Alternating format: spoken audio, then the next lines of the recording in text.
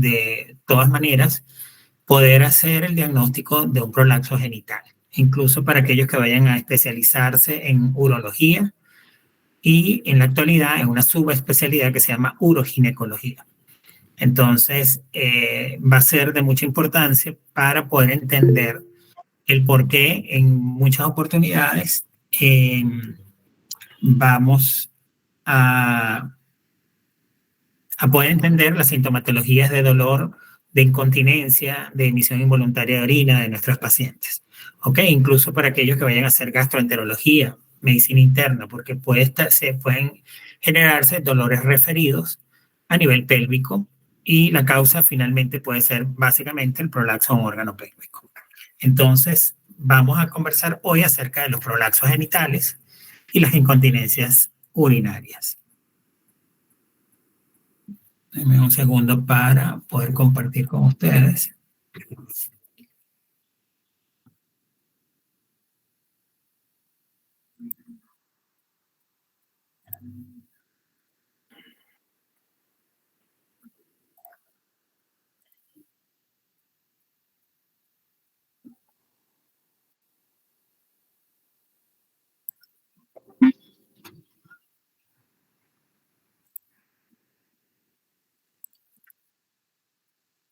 Me avisan, por favor, cuando se vea la pantalla completa, ¿ok?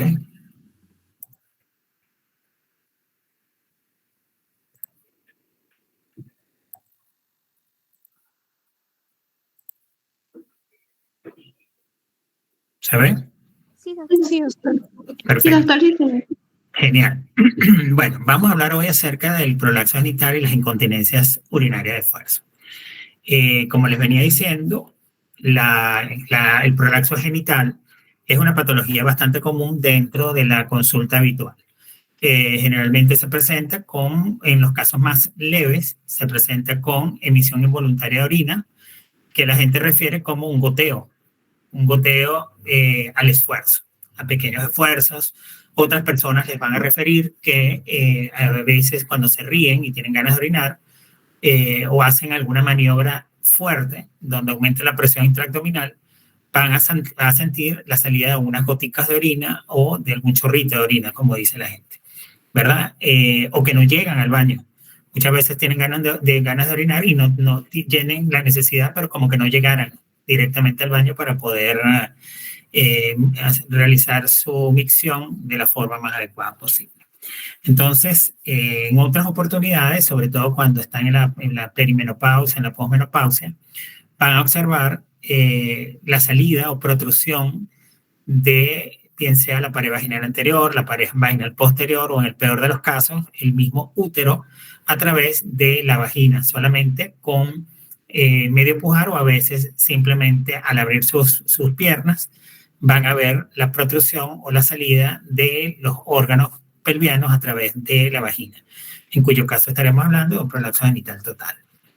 El día de hoy, 20 de marzo, se celebra el Día Internacional de la Felicidad.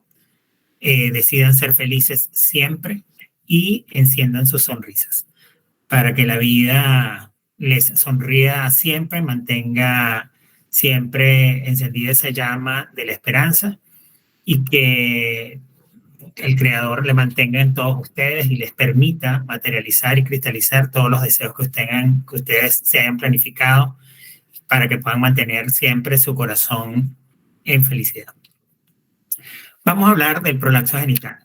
El prolapso genital no es más que el desplazamiento hacia abajo de las estructuras que normalmente se ubican junto a la cúpula de la vagina. Esto va a estar causado por el defecto básico en las estructuras de sostén.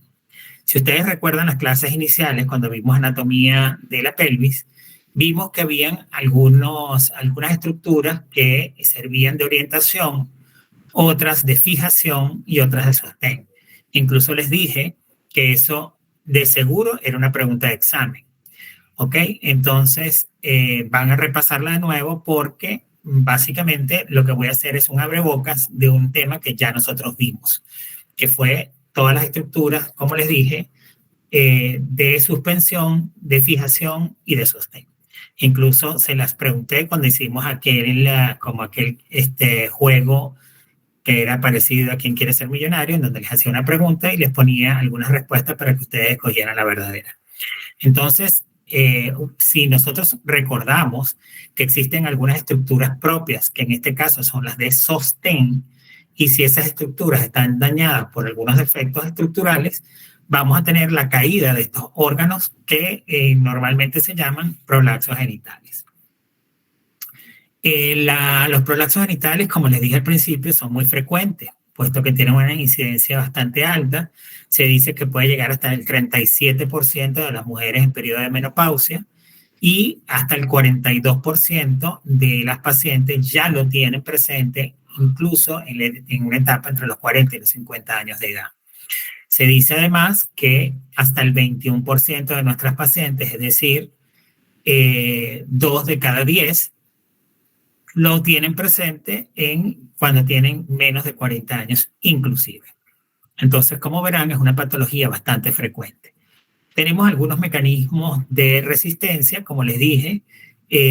Todo esto va a depender, es decir, el que los órganos pélvicos no se prolapsen, no caigan de sus sitios originales, va a depender de algunos sistemas que ya les mencioné, tanto de suspensión como de sostén, entre los que destaca el músculo elevador del ano con sus distintas porciones, la porción ileocoxigia y la porción pubocoxigia. Y recuerden ustedes que la pubocoxigia tiene 2 haces, el pubocoxigio y el puborectal. Todo esto lo pueden conseguir en las primeras clases que dimos de anatomía de la pelvis. Adicionalmente a ello, recuerden que existe como parte del sistema de sostén lo que nosotros denominamos el diafragma urogenital, ¿verdad? Que está constituido por el esfínter estriado externo del ano, el músculo isquiocavernoso, el músculo bulbocavernoso, el músculo transverso del periné y el esfínter estriado externo de la uretra, ¿verdad? Entonces, básicamente, todos estos haces, ¿verdad?, van a generar, si ustedes lo ven en un corte más alto y en un corte más, menos alto, van a ver cómo cada una de esas estructuras juegan un papel preponderante para mantener en su sitio, con un buen proceso de sostenimiento, a los órganos pelvianos, ¿ok? Y que cada una de las estructuras, incluyendo los haces de los distintos músculos, van a constituir lo que nosotros llamamos el piso de la pelvis, que ha sido básicamente tomado en consideración por Delancey en el año 94 para originar una teoría que se llamó o que se llama la teoría de la hamaca, ¿verdad? También llamada niveles de Delancey. Esa teoría de la hamaca, como se los expliqué yo en alguna oportunidad, si ustedes tienen, por ejemplo, la vejiga y esto es la uretra, ¿verdad? Básicamente, si este sistema de sostén se cae, normalmente está como a 90 grados. Pero si este sistema de sostén cae, entonces el ángulo uretro-vesical se modifica y al modificarse o al caerse o al tener hipermovilidad, básicamente lo que se genera es que haya mayor facilidad para que ante cualquier maniobra específica que genere una modificación de la presión intraabdominal, pues fácilmente haya el escape de orina de forma espontánea, bien sea en los casos leves en forma de goteo, en los casos medianos o moderados en forma de un chorrito pequeño de orina, o en los casos severos llegar incluso a incontinencias urinarias importantes. Entonces, recuerden entonces que cada una de esas estructuras del suelo pelviano van a hacer esa función de sostén o de hamaca, ¿ok?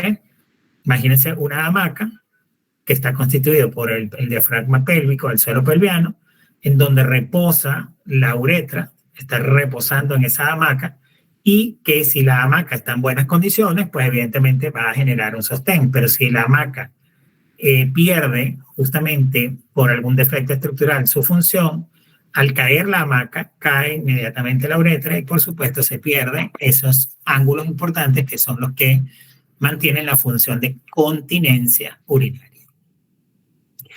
Recordarles además que el sistema de suspensión va a estar constituido por la fase endopélvica, también llamado el retináculo de Martin, ¿verdad? Que está constituido por los ligamentos uterosacros, los ligamentos cardinales, también llamados de McEnroth, y el ligamento pubovesico uterino. ¿Ok? Como lo ven en esta figura que se las dejo para su repaso. Fíjense ustedes nuevamente, ¿verdad? Cómo cada una de los ligamentos de las fases endopelvianas juega un papel preponderante para el sostén de todo lo que son los órganos pelvianos. La causa básicamente del prolapso uterino es compleja y además es multifactorial. Es decir, va a depender de muchas causas que generan básicamente o que terminan básicamente por generar una pérdida del soporte fibroso y muscular de la región pelviana.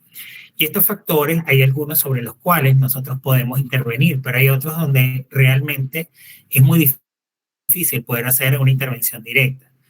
Por ejemplo, en la edad, nosotros no podemos, es decir, no tenemos la posibilidad de disminuir la edad, ¿verdad?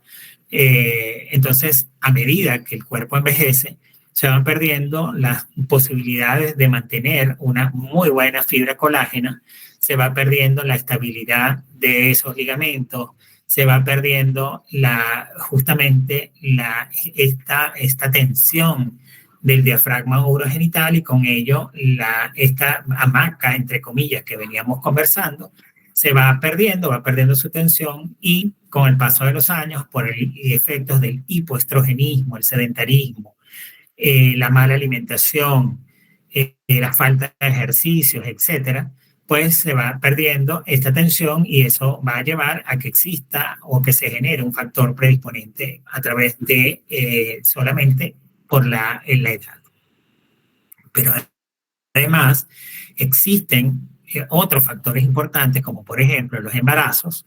Recuerden que durante el embarazo el aumento de la presión de la cavidad uterina sobre el piso pelviano genera una distensión o una sobredistensión en el caso, por ejemplo, de los embarazos de fetos macrosómicos, los embarazos múltiples, etcétera, donde existe realmente un peso muy importante durante 9 meses que generan una caída de la tensión de ese diafragma urogenital. Pero también el parto per se, ¿verdad? Sobre todo los partos vaginales, aun cuando se sabe que los embarazos en general, aun cuando la paciente haya parido por vía alta, es decir, por evacuación uterina alta, tipo cesárea segmentaria, también genera básicamente o aumenta los riesgos de predisposición para los prolapsos genitales. Peor aún si es un parto vía vaginal y sobre todo si de alguna manera se han tenido que generar algunas instrumentación en el momento del parto o en los partos de niños grandes. Existen algunos factores que son individuales, como por ejemplo el hecho de tener algunas enfermedades crónicas, la diabetes, por ejemplo, las enfermedades del colágeno, entre otras. Los hábitos son sumamente importantes, porque si usted es una persona sedentaria, que se alimenta mal, que no hace ejercicios, que es farináceo, que consume más carbohidratos que proteínas, etcétera, seguramente esto va a generar seguramente una tensión adicional y una pérdida de las estructuras básicas que mantienen estos órganos genitales en su lugar. Y por último, y no menos importante, la actividad laboral. La actividad laboral, por supuesto que es importante. No es lo mismo, por ejemplo, un estibador, ¿verdad?, a una persona que tiene trabajo de secretaria en una oficina. No es lo mismo una persona que hace, por ejemplo, el levantamiento de pesas que una persona que maneja un autobús, por ejemplo, alguna mujer chofer, etcétera, porque existen algunos entes que también pueden generar un factor de riesgo predisponente para tener este tipo de procesos. Como les dije, la edad es importante, pero también los partos de niños macrosómicos, ¿ok? O en aquellos en los cuales hayamos tenido que realizar algún proceso de intervención a través de un parto instrumental, es decir, la mala colocación, por ejemplo, de un forceps, entre otros, un vacuum extractor que ya prácticamente han quedado en desuso, pero que todavía en algunas comunidades de obstetras lo utilizan y a veces lo mal utilizan, generando justamente desgarros del piso pelviano que a veces, o que en muchas oportunidades es mal reparado y que puede llevar finalmente, como les dije, a un daño de la estructura de ese piso pelviano. Por otra parte, las cirugías previas del piso pelviano también pueden ser un factor predisponente, como en el caso de las histerectomías o cirugías previas por prolaxo, en donde probablemente lo que se hace es que se corta y se ligan y se dejan como sin soporte los ligamentos básicamente redondos, anchos, los úteros sacros, pero incluso mucho más importante los cardinales, ¿ok? O los ligamentos de McEnroe. Y en estos casos puedes tener asociación o no significativa con algunas patologías médicas. Es decir, podríamos decir en el caso de cirugías importantes como histerectomías radicales, en el caso de que estemos trabajando o haciendo alguna cirugía debido a cánceres poco avanzados, menores del estadio 2A, en el que este tipo de cirugía radical tiene que llevarse más márgenes importantes hacia la pared pelviana y, por supuesto, tomar todos estos ligamentos que finalmente pueden degenerar si existe mala técnica o mala calidad de los tejidos pelvianos a prolapsos incluso de cúpula vaginal con el paso de los años. Tenemos otras enfermedades que pueden conllevar a un prolapso general severo o un prolapso genital severo, como el caso de aquellas enfermedades con defectos de colágeno, como por ejemplo el síndrome de Marfan o el síndrome de Ehlers-Danlos, en los cuales existe hiperlaxitud, es decir, tenemos casos donde los tejidos en general tienen una laxitud que no les es normal, y con lo cual el piso pelviano, pues evidentemente que tiene la misma genética con déficit, que es déficit funcional y estructural, finalmente, que nos lleva a tener un factor de riesgo adicional para un prolapso severo. También existen otras entidades como la vagina corta congénita que puede conllevar finalmente al hecho de verificar prolapsos básicamente de la pared vaginal anterior, en cuyo caso estaríamos hablando de un cistocele o incluso de un histerocele, que es el prolapso o caída del útero, del cuerpo uterino como tal. ¿Cuáles son los síntomas que generalmente manifiestan nuestras pacientes? Nuestras pacientes por lo general se quejan de sensación de peso, de molestias y dolores lumbares, de la aparición de un tumor genital, es decir, ellas dicen que se tocan y se sienten algo, muchas veces dicen que se sienten como una pelota, que se sienten como un bulto en sus genitales. La dispareunia, que como ustedes recordarán, es el dolor durante las relaciones sexuales, o incluso pérdida de la sensibilidad vaginal, está asociada a los prolapsos genitales, trastornos en la micción y trastornos incluso, ojo, en la defecación. Es decir, son pacientes que pueden ser estreñidas y que hacen un círculo vicioso al tener que generar una maniobra de Valsalva al pujar mucho más fuerte que una paciente que no sufre de este tipo de problemas y que al tener que pujar más y hacer una maniobra de Valsalva va a ayudar a aumentar la presión intraabdominal que de alguna manera y en forma negativa nos va generando un círculo vicioso para el daño que existe en el suelo pelviano. Existen algunos signos, así como existen síntomas, existen algunos signos adicionales, como el descenso de la pared vaginal anterior, la salida o protrusión de la pared vaginal posterior, el descenso del útero o cúpula, la micción espontánea, la defecación espontánea. Hay pacientes que incluso ante cualquier eventualidad no mantienen, no retienen las heces y pueden generar también defecaciones espontáneas. Entonces, sobre todo en los casos en donde exista enteroceles, que ya vamos a explicarles de qué se trata este diagnóstico. El diagnóstico, como en cualquier paciente, evidentemente tiene que ver con la anamnesis, es decir, en el interrogatorio está gran parte del el diagnóstico de nuestras pacientes. Pues en ellas tenemos que preguntar básicamente si es en realidad lo que siente o definitivamente es una molestia importante.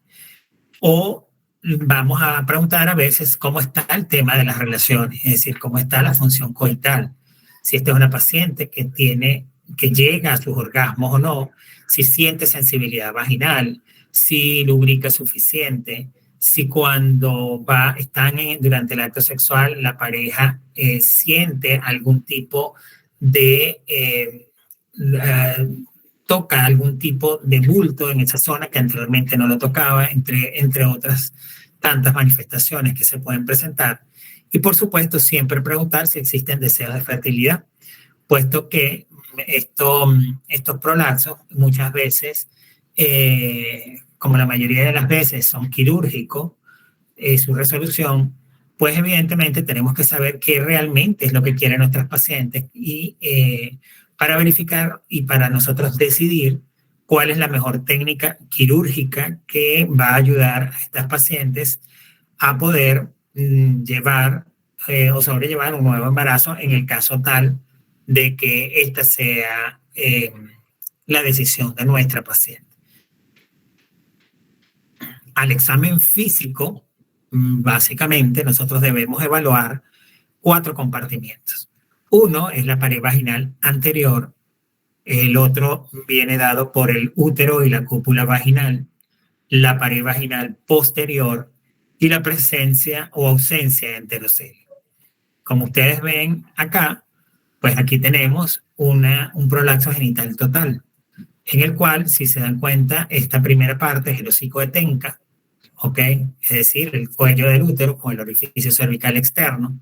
Y fíjense cómo el útero en su totalidad ya está afuera, con caída adicional de la vejiga, es decir, es un cistocele anterior y un rectocele, ¿ok?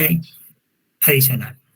Si ustedes se dan cuenta, esta es una paciente que es una adulta mayor y es muy común ver que por efectos de la edad, como les dije, existe un déficit de este suelo pelviano, sobre todo por daño estructural y daño de la función del mismo en el mantenimiento de los órganos genitales. Entonces, siempre que evaluemos a una paciente a nivel de genitales, no debemos colocar el espéculo de entrada, sino abrir labios mayores, labios menores, vemos las carúnculas himeneales, que es lo que se llama el anillo himeneal, y mandamos, sin empujar ni nada, y sin esfuerzo alguno, verificamos cómo están los órganos pelvianos y, por supuesto, o mejor dicho, en las paredes vaginales anterior y posterior, que es lo primero que nosotros vamos a ver, o si ya se nos presenta el cuerpo uterino o el cuello del útero, etc. Y, por supuesto, tenemos la obligación de solicitarle a nuestra paciente que puje, es decir, que realice una maniobra de Valsalva para verificar la caída, el descenso de cualquiera de estos compartimientos. Entonces, para el examen físico, debemos colocar a nuestra paciente en posición de litotomía. Vamos a pedirle que realice un pujo excesivo o una tos vigorosa, con lo cual estamos ya cumpliendo con lo que se denomina la maniobra de Valsalva. Y en el caso de cistocele, es decir, en el caso de que tengamos caída de la pared vaginal anterior, vamos a observar el sostén de uretra y la vejiga mientras oprimimos adicionalmente la pared vaginal posterior. ¿Ok? En el diagnóstico de todas las estructuras anatómicas para poder llegar a este diagnóstico de prolapso, también vamos a verificar la pared vaginal posterior. ¿Por qué? Porque allí es donde aparecen los rectoceles y los enteroceles. Para ello, lo que vamos a hacer es que vamos a apoyar la pared vaginal anterior con el espéculo. Es decir, recuerden que el espéculo de Grave tiene la particularidad de que nosotros podemos separarlo en 2 partes y podemos con la valva anterior poder mantenerlo sobre esa pared vaginal anterior y pedir a la paciente que puje. También, si no tenemos espéculos de este tipo que puedan desarticularse, podemos utilizar valvas vaginales haciendo la misma operación. En el caso de que estemos evaluando la pared posterior, puede ocurrir lo que se llama el rectocele. El rectocele, ¿verdad?, es aquel en el cual protruye a través del anillo himeneal o del tracto recto vaginal y se ve un desplazamiento de la pared rectal, básicamente. ¿Ok? Sin embargo, el diagnóstico que tenemos que hacer por diferencial es con el enterocele, que no es más que cuando el fondo de saco de Douglas se va a distender debido a la presencia del intestino delgado y va a producir básicamente un abombamiento de la pared posterior que cae hacia afuera, como lo ven ustedes en esta figura. ¿Ok? Fíjense cómo el intestino, cuando mandamos a esta paciente a pujar, desciende, ¿verdad? Esto que sería el fondo del saco posterior, se distiende por el intestino delgado y produce este abombamiento que nosotros vamos a ver en la pared vaginal posterior hacia afuera.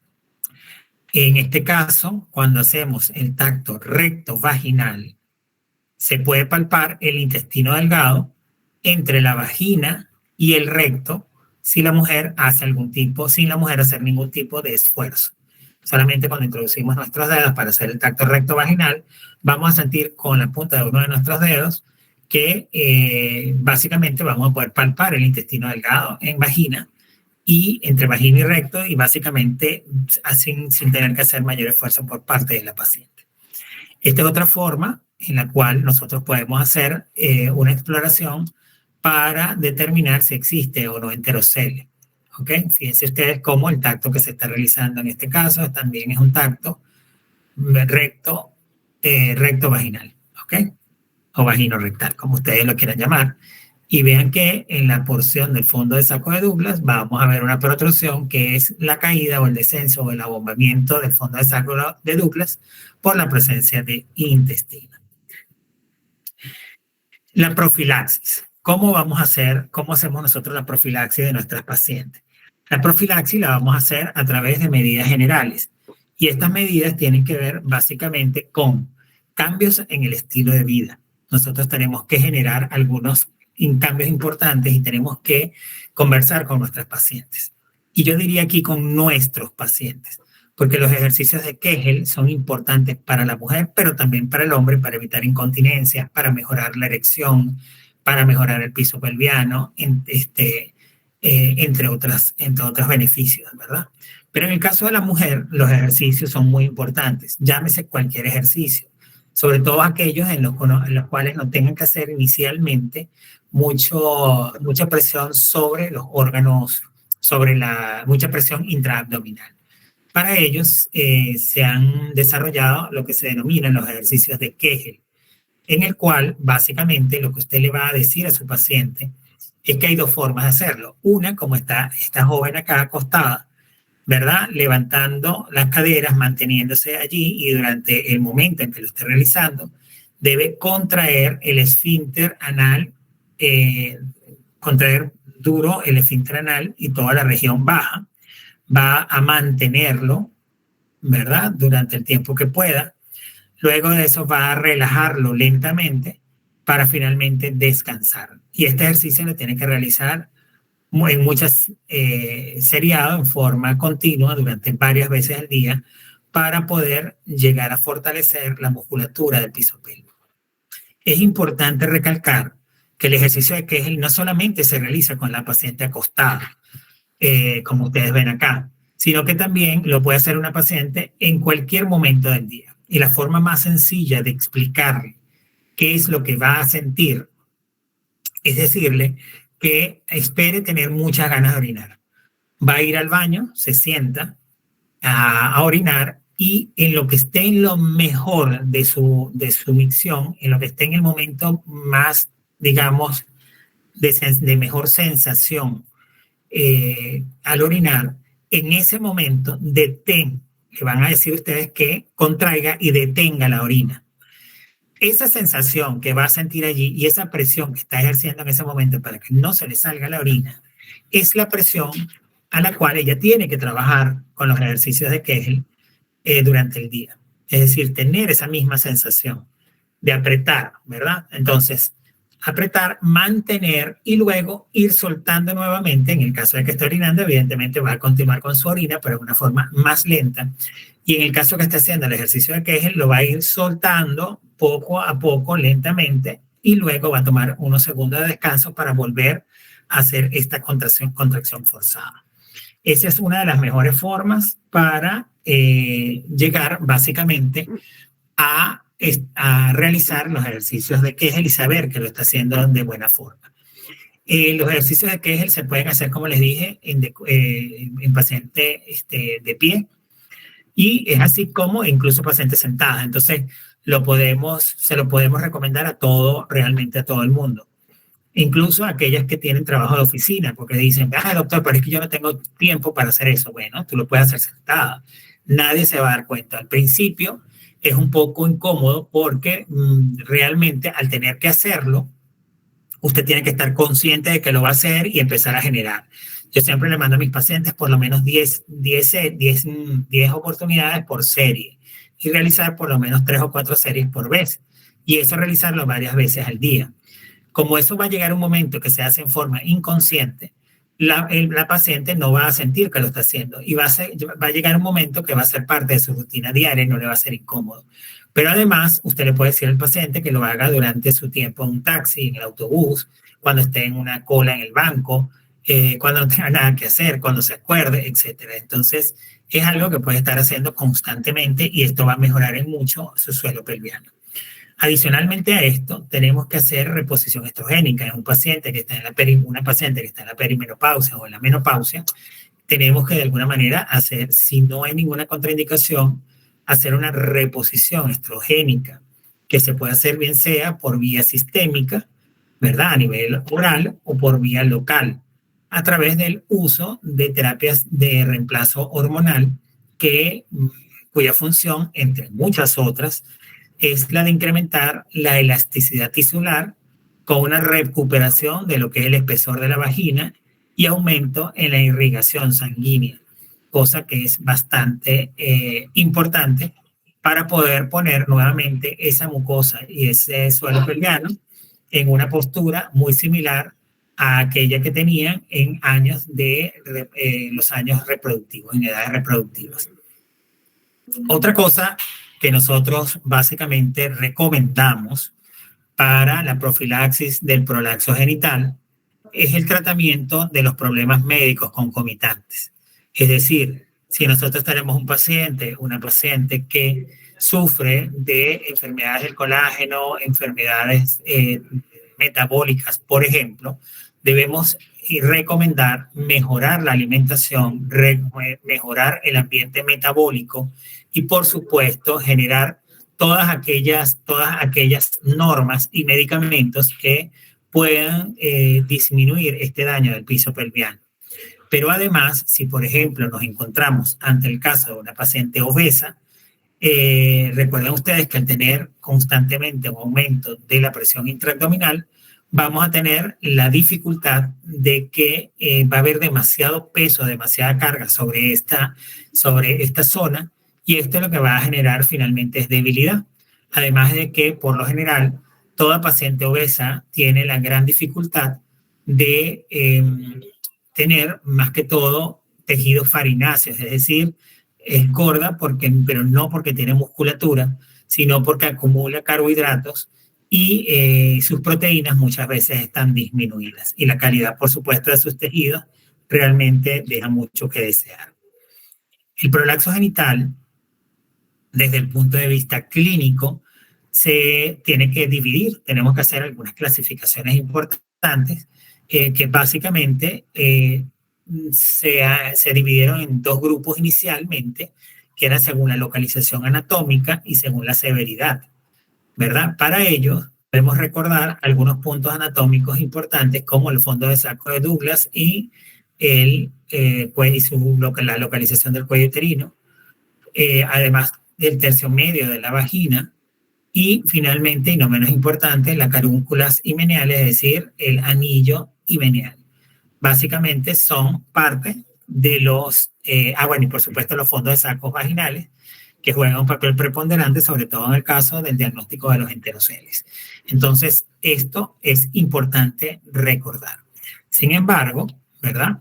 Nosotros vamos a hablar para ello de un sistema que se desarrolló hace muchísimos años. Imagínense, estamos hablando de los años 60, aproximadamente del siglo anterior, 1960 y algo, cuando se estableció que los problemas de los prolapsos, del prolapso de órganos pélvicos, también llamado prolapso genital, se decía que era exclusivamente ya un trastorno de la estática pélvica, y este sistema se le dio el nombre de sistema de media distancia de Baden-Walker.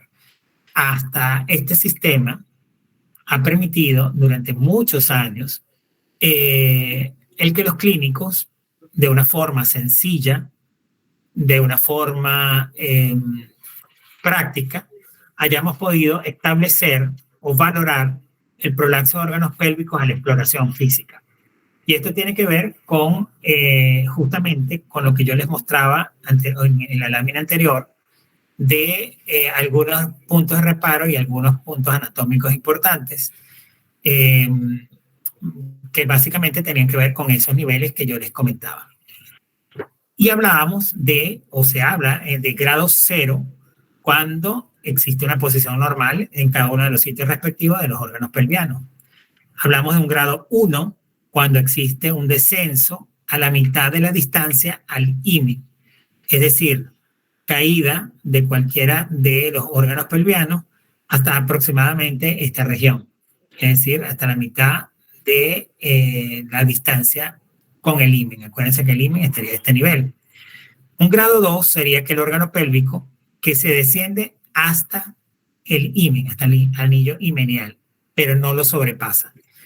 Anillo y llega allí, pero no lo sobrepasa.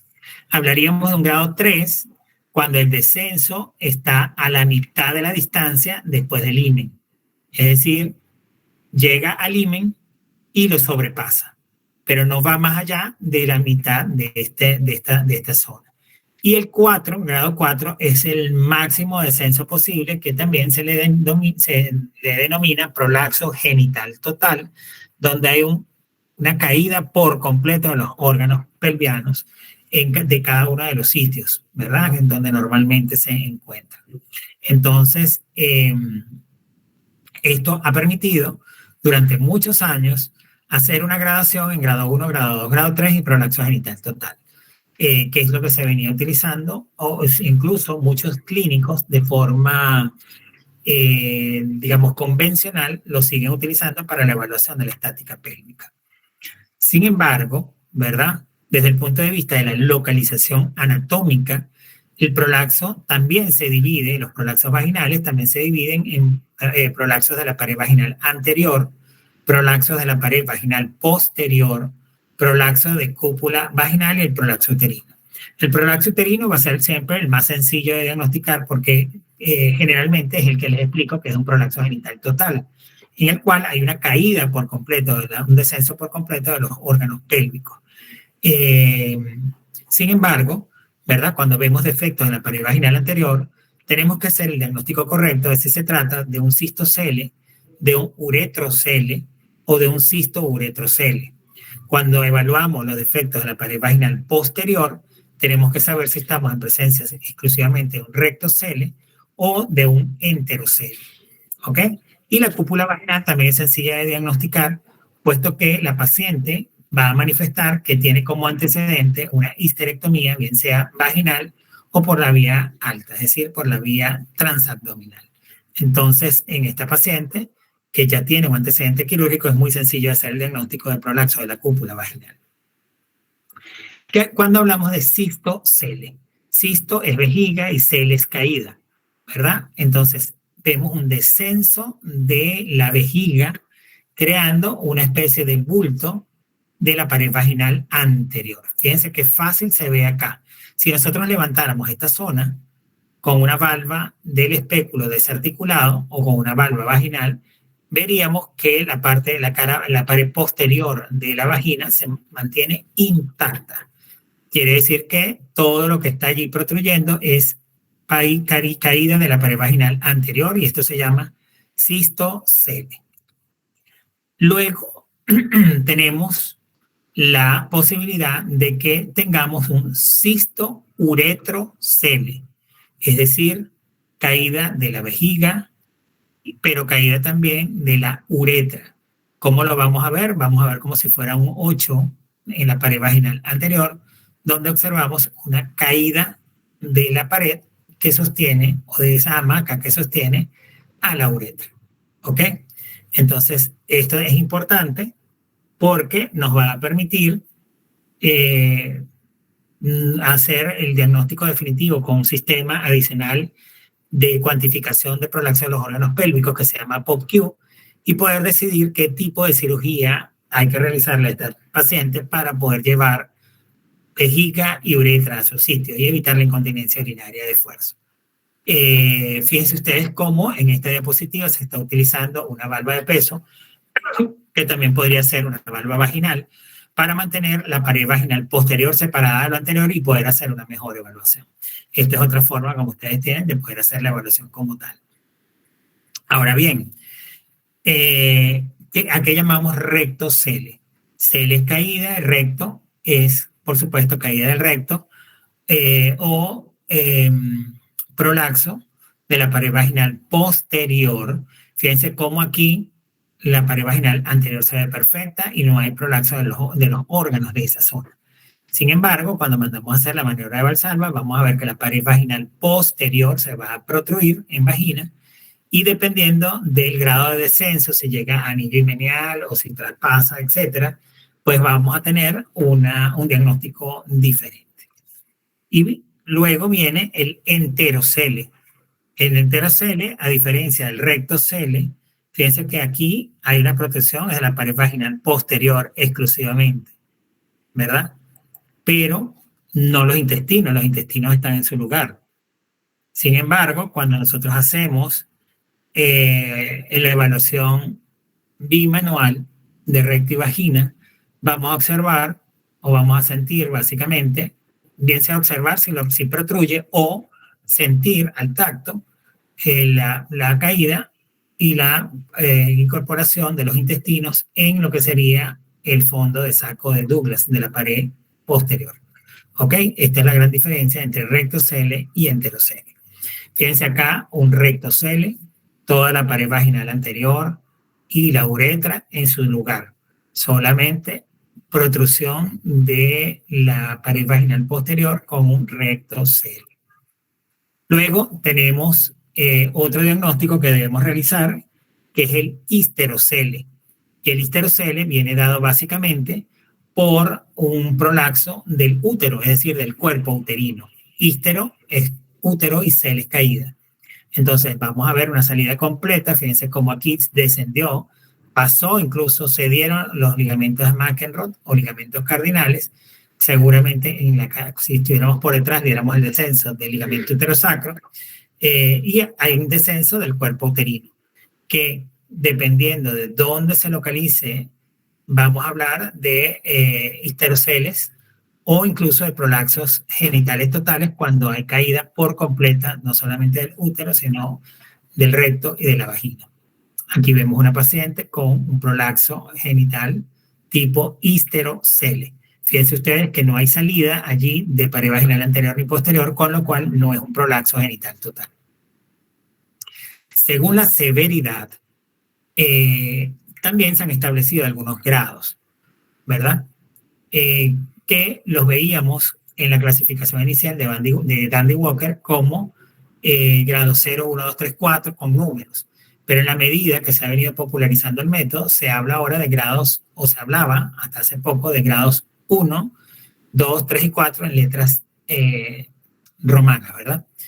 Los órganos en el grado 1 implicados van a descender hasta la mitad de la distancia en relación al ímen. Es decir, sería el mismo grado 1 que nosotros hemos visto en Dandy Walker. No, pero no llega, básicamente no llega a él. En el grado 2, estos órganos van a llegar hasta el himen, pero no lo van a sobrepasar. En el grado 3, los órganos implicados sobrepasan el himen, y en el grado 4, prolapso genital total, va a ocurrir una eversión completa del órgano pelviano. Entonces, la gran diferencia, si ustedes se dan cuenta, es básicamente lo mismo. Lo único es que de pasar a ser grado 0, 1, 2, 3, 4, pasó aquí a tener una gradación con este tipo de nomenclatura. Para ello, ¿verdad? Tenemos una descripción bastante interesante en esta revista chilena de la Clínica Las Condes, por supuesto, de Santiago de Chile, en el que se habló de lo que todo ginecólogo o todo médico general o todo cirujano general o todo uroginecólogo debería saber con respecto al piso pelviano. Y son básicamente las estructuras que dan pie para el mantenimiento de los órganos pélvicos a los distintos niveles.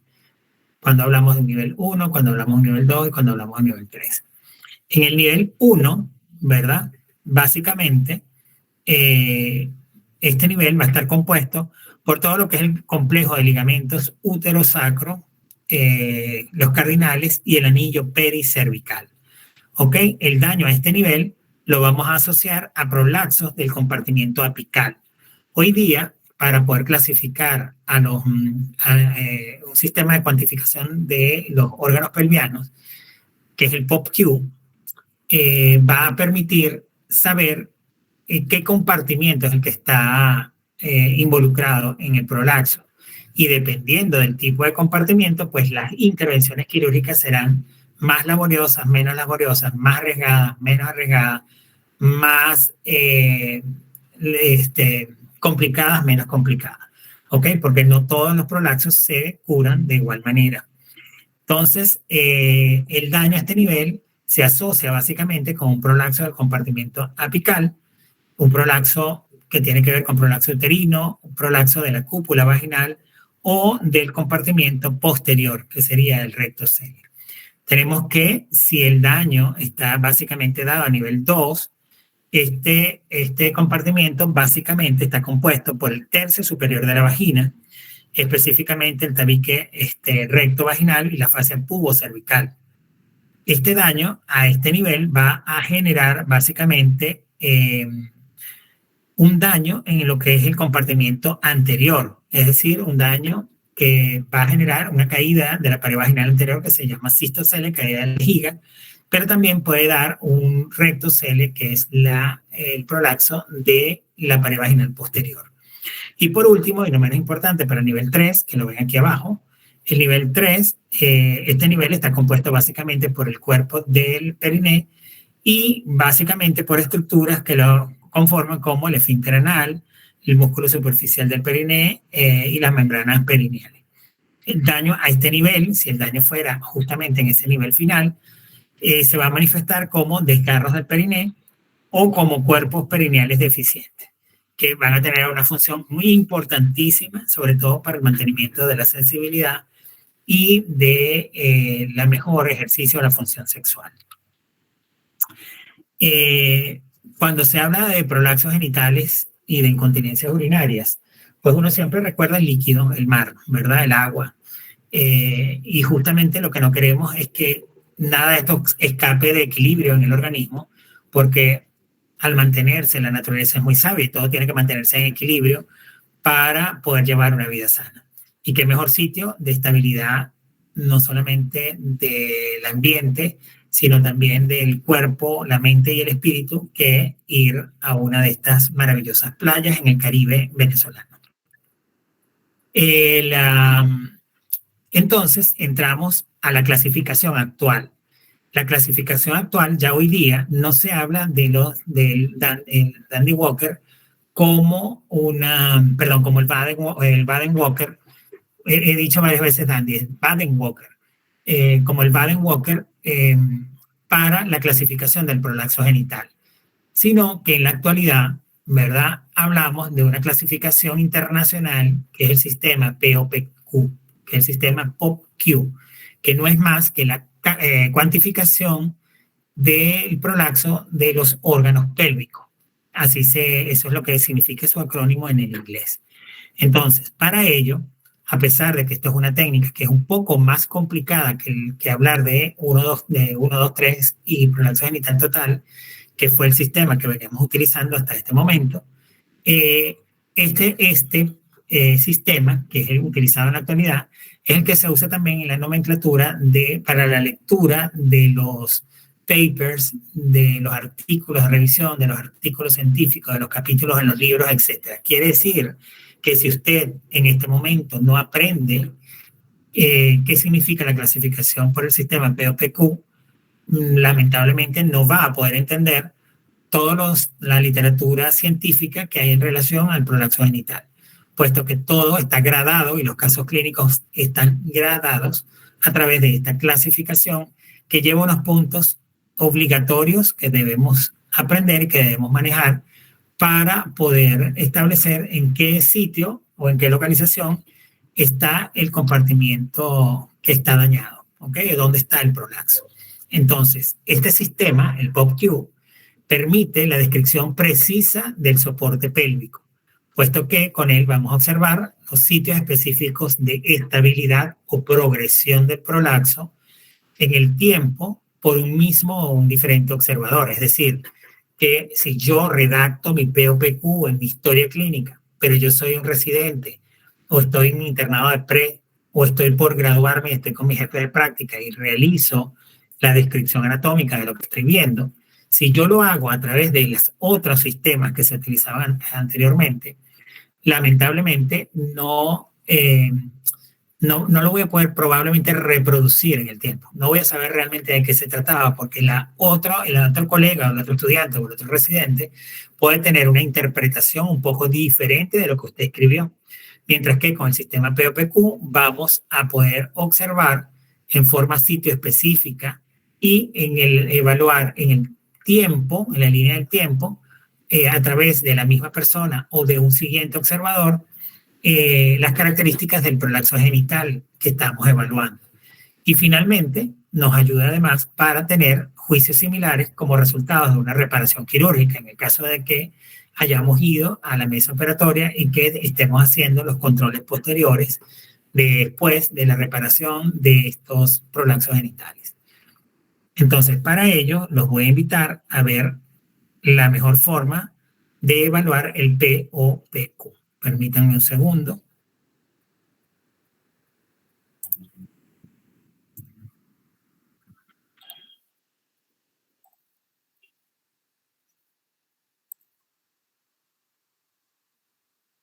Vamos a ver.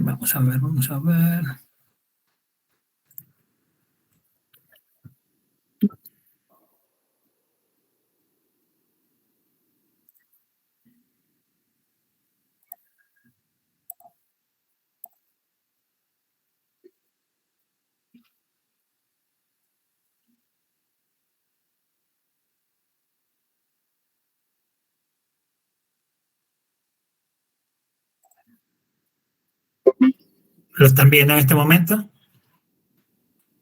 Sí, doctor. Ok, me dicen si lo escuchan, por favor. ¿Escuchan? ¿Escuchan? No, doctor. ¿No escuchan el video? No, doctor. Ok, no, doctor, no se escucha. Un momento, por favor.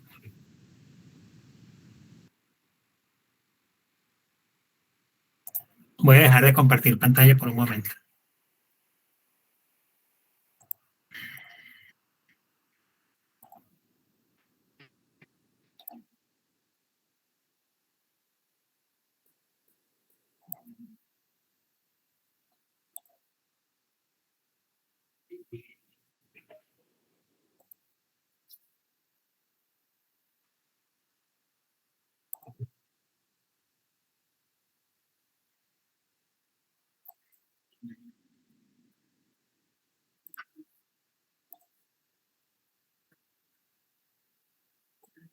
¿Me escuchan?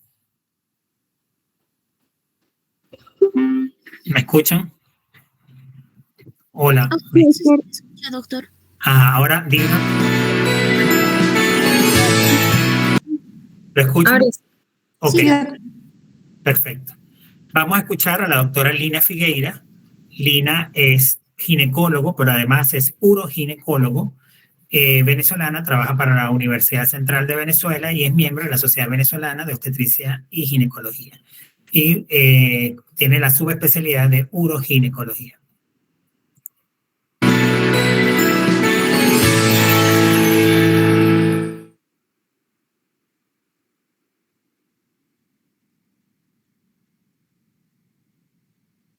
Vamos a hablar del sistema de cuantificación del prolapso de órganos pélvicos, POPQ, con una visión anatomoclínica.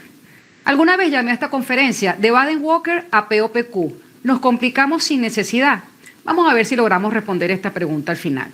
La clasificación de Baden-Walker que usan el 80-90% de los médicos en este país es una clasificación sencilla. Eso es irrebatible. Hablábamos de citocele 1, 2, 3 o histerocele 1, 2, 3. Era sencilla. Y la sencillez enamora. Pero hay por ahí quien dice que si el camino es difícil es porque vamos en la dirección correcta. El POPQ es el acrónimo en inglés del Sistema de Cuantificación del Prolapso de Órganos Pélvicos. Y definitivamente hay que entender un poco los antecedentes para lograr finalmente adoptarlo. En 1973, la ICS crea un comité para la estandarización de la terminología. Pasan 2 décadas y no se logra un sistema universalmente aceptado. En el año 93, esa sociedad se hace un comité internacional multidisciplinario buscando estandarizar la nomenclatura.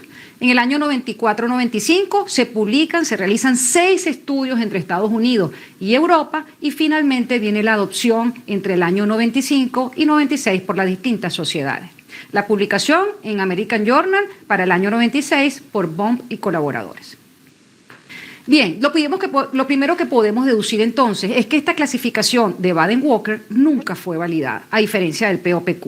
En esta lámina está todo el POPQ. Lo que vamos a hacer después es desglosarla y tratar de entenderla minuciosamente.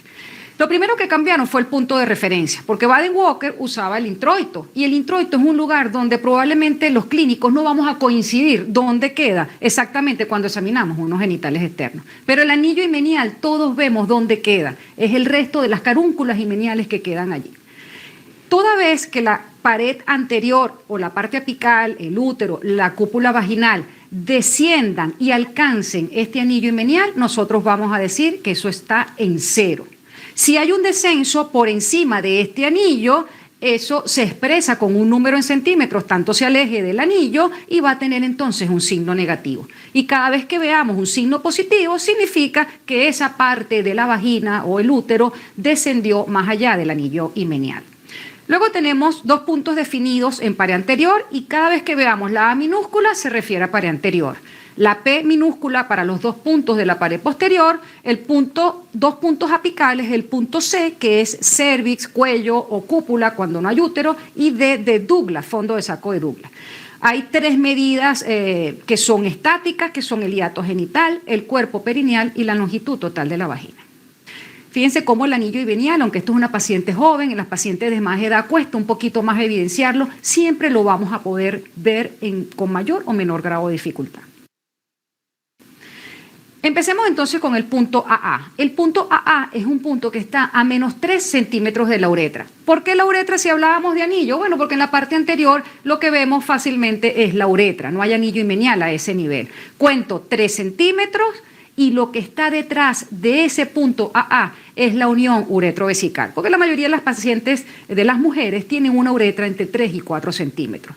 El rango está en menos 3, ese punto AA, cuando está a su sitio, y puede descender menos 2, menos 1, 0, hasta más 3, que es su máxima expresión. En este momento, lo que nosotros estamos evaluando desde el punto de vista anatómico es el nivel 2 de Delancey. Y yo necesito tratar de convencerlos de por qué utilizamos este POPQ, que quizás sea más engorroso que el sistema Baden-Walker, pero que tiene una razón de ser. Y esta interpretación es mía, no necesariamente, no está publicada en ese artículo del 96. Cuando yo tengo un descenso del punto AA, eso se relaciona casi siempre con hipermovilidad uretral. Si yo tengo el punto AA en la unión uretrovesical y ahora yo tengo un descenso de esa unión, la uretra hace esto. Y cada vez que yo tengo hipermovilidad uretral, yo puedo tener una incontinencia urinaria de esfuerzo. El punto BA, este punto cuesta un poquito más entenderlo porque no tiene un lugar anatómico, no está -5, no está -6, sino que lo que yo quiero evaluar es si solamente se vino esa parte baja de la pared o si se vino el resto de la pared, la parte alta de la pared anterior. Entonces, una vez que yo pongo a la paciente a hacer una maniobra de Valsalva, el punto que más desciende por encima del AA lo voy a llamar BA. Cuando está en su sitio, yo digo BA en -3.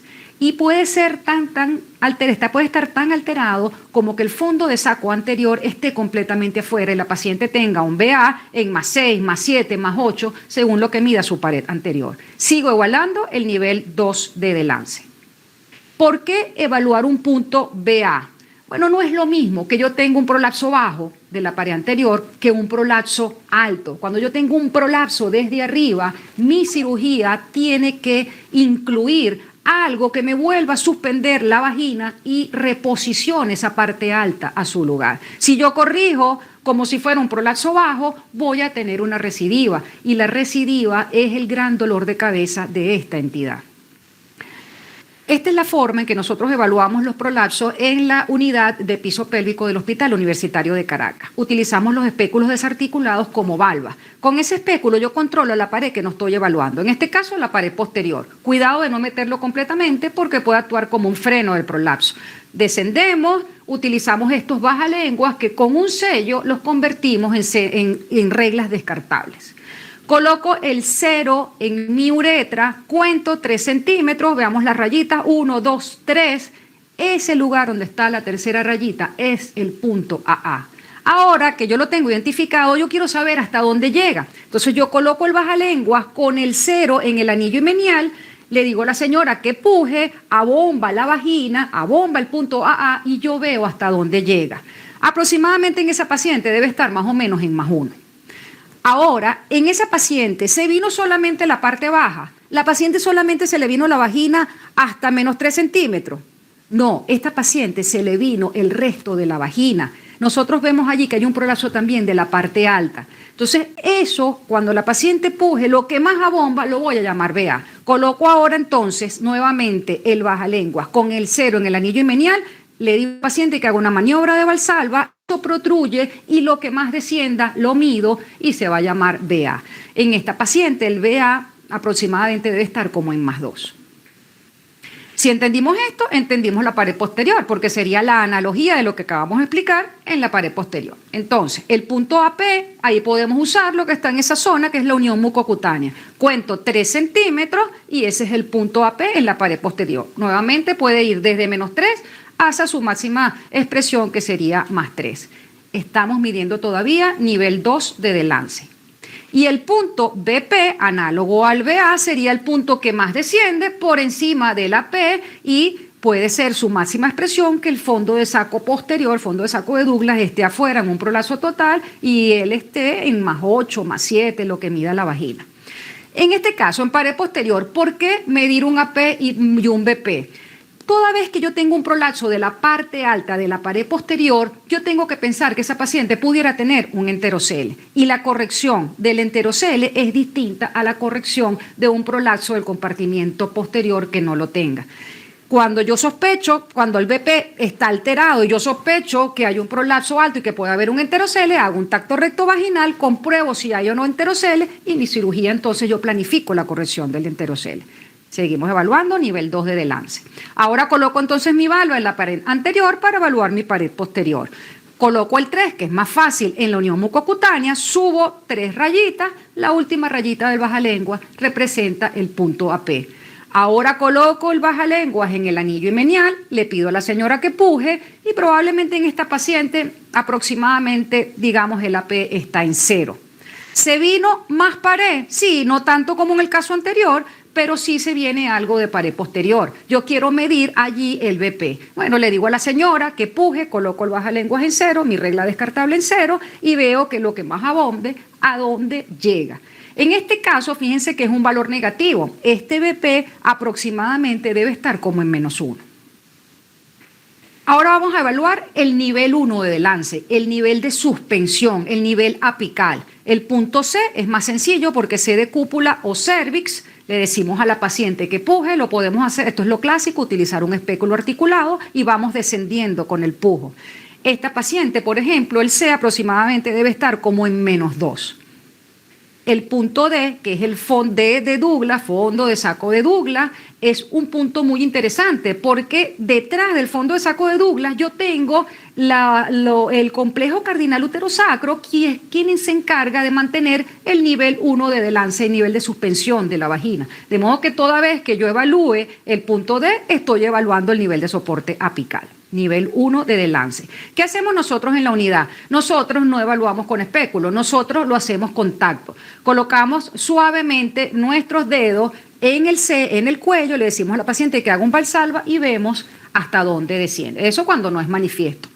Y nuevamente hacemos lo mismo en el fondo de saco de Douglas, señora puje, y vemos, y podemos incluso medirnos respecto al anillo himeneal con las reglitas descartables que tenemos.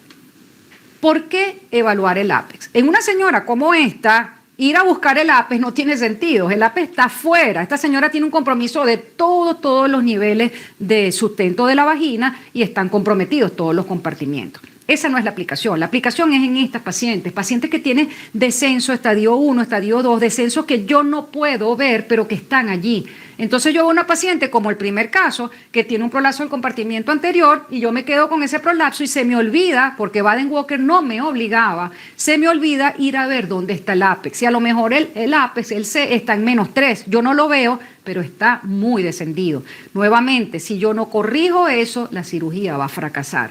Y eso lo dijo muy bien De Lance con sus estudios con resonancia magnética, evidencia que hasta la mitad de los prolapsos del compartimiento anterior están acompañados de un defecto apical. Y Maher dice, la mejor de la cirugía va a fallar si usted quiere corregir el compartimiento anterior y usted no le da soporte a un ápex que esté descendido. Luego vienen las medidas estáticas. El hiato genital, uno lo mide sin que la paciente haga ninguna maniobra de valsalva, desde la uretra hasta la unión mucocutánea. Fíjense, en este caso, contamos las rayitas, tenemos la primera raya en la uretra, 1, 2, 3, 4, un hiato genital de 4 centímetros, un hiato que ya solamente viéndolo vemos que está aumentado. Ni decir en esta paciente que tiene un hiato quizás como de 8 centímetros. Por ejemplo, en esta paciente yo veo un prolapso del compartimiento anterior y yo digo, yo voy a reparar este prolapso del compartimiento posterior y me olvido de que este hiato está amplio, está grande y no hago nada para cerrarlo. ¿Qué pasa con esa paciente? Eso es una paciente que recidiva. ¿Y por qué? Bueno, lo explicó De Lance en sus modelos. Fíjense en la figura del medio donde tenemos un elevador del ano dañado, un hiato grande como el de nuestra paciente y un vector azul que es el vector de presión abdominal. Si yo tengo ahora mi vagina abierta, yo tengo esa vagina expuesta a la presión atmosférica y se me crea un diferencial de presión. Eso hace que protruya, como vemos en la lámina C, protruya la pared anterior o el ápex o ambos. Cuerpo perineal, desde la unión mucocutánea hasta el punto medio del ano. ¿Por qué medir el cuerpo perineal? Bueno, anatómicamente el cuerpo perineal, que pareciera no tener mayor importancia, es un lugar de confluencia de muchas estructuras anatómicas y es un pivote a través del cual se ejerce en todo el juego de vectores que contraponen una presión abdominal cuando una paciente hace una maniobra de valsalva. Entonces, en mi cirugía, POPQ me obliga, mira cómo está el hiato, mira cómo está el cuerpo perineal y repáralos en tu cirugía. Aquí medimos un cuerpo perineal, vemos que tiene 3 centímetros, un cuerpo perineal que no está mal. Y finalmente medimos la longitud total de la vagina. De esta manera, colocamos la paleta hasta el fondo de saco de Douglas y vemos en el anillo himeneal cuánto mide. ¿Por qué medir la longitud total de la vagina? Bueno, tiene interés. Hoy en día las cirugías son preservadoras de vagina. A veces operamos pacientes que le han recortado vagina y que terminan teniendo vaginas de 5 centímetros. Toda esta información se va a descargar en una tabla de 3×3. En la parte superior vamos a tener el compartimiento anterior, AA, BA, y terminamos en C, que es apical. En la parte inferior vamos a tener el compartimiento posterior, AP, BP, y terminamos en D. Y en la parte media, hiato genital, cuerpo perineal, longitud total de la vagina. Ahí vacío toda la información y estudiando esa tabla, yo puedo prácticamente planificar una cirugía. Bien, cuando vemos los estadios, el estadio 0 yo creo que a la larga va a desaparecer.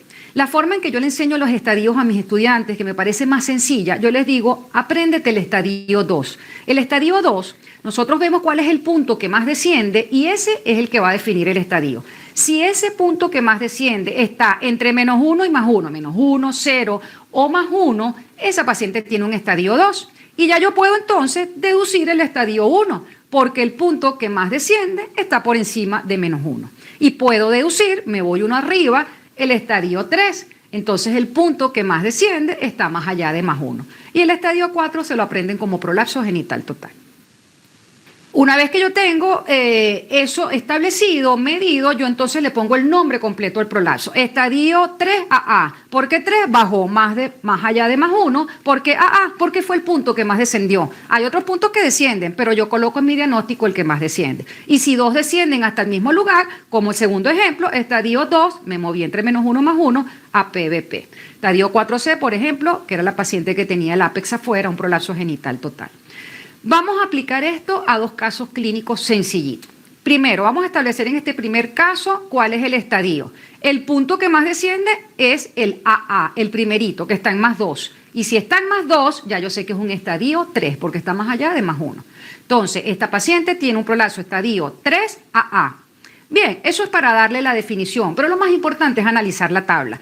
¿Qué tenemos? Un prolapso del compartimiento anterior, donde se vino el AA, pero también se vino el BA, o sea que pareciera haber un prolapso bajo y alto. Veamos pared posterior, -3, -3, están en su sitio, no hay problema con el compartimiento posterior. Vayamos a las del medio, 5 y 2, un hiato genital de 5, un hiato grande, hay que hacer algo para corregirlo, y un cuerpo perineal de 2. Vamos a analizar ahorita el apical. ¿De qué manera analizamos el apical? Tomamos la longitud total de la vagina. Esta vagina mide 8. Déjame ver hasta dónde llegó el cuello cuando pujó. Oye, llegó a -7. ¿Y hasta dónde llegó el D? Se quedó en -8. Esta señora no tiene compromiso apical. Cuando vemos este caso, pareciera el mismo caso. Es igualmente un estadio 3AA.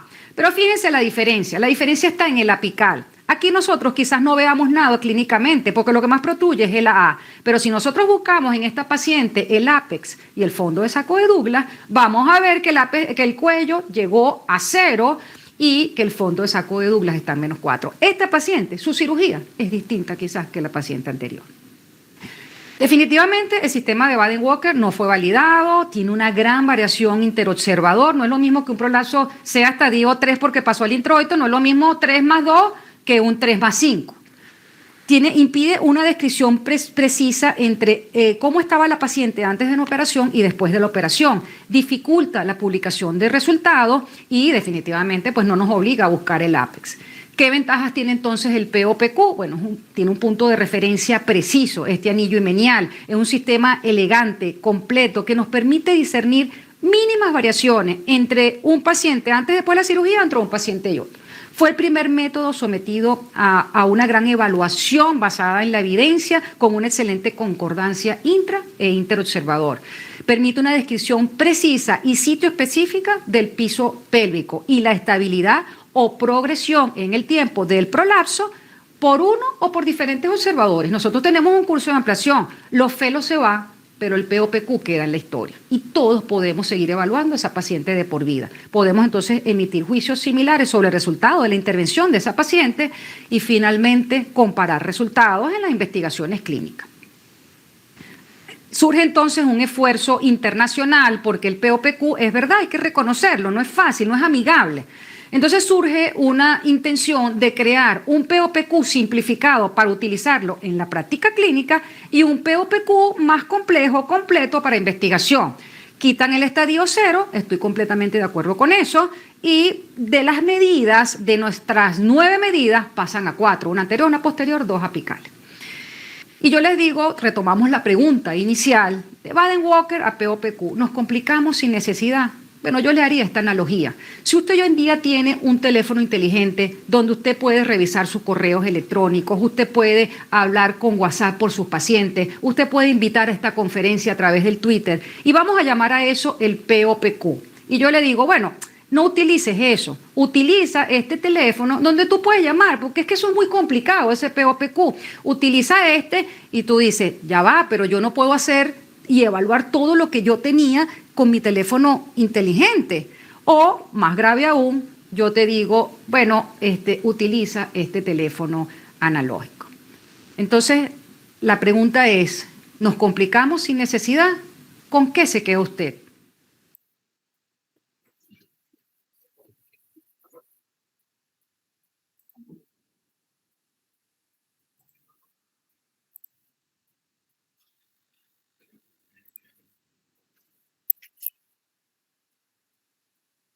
Muy bien.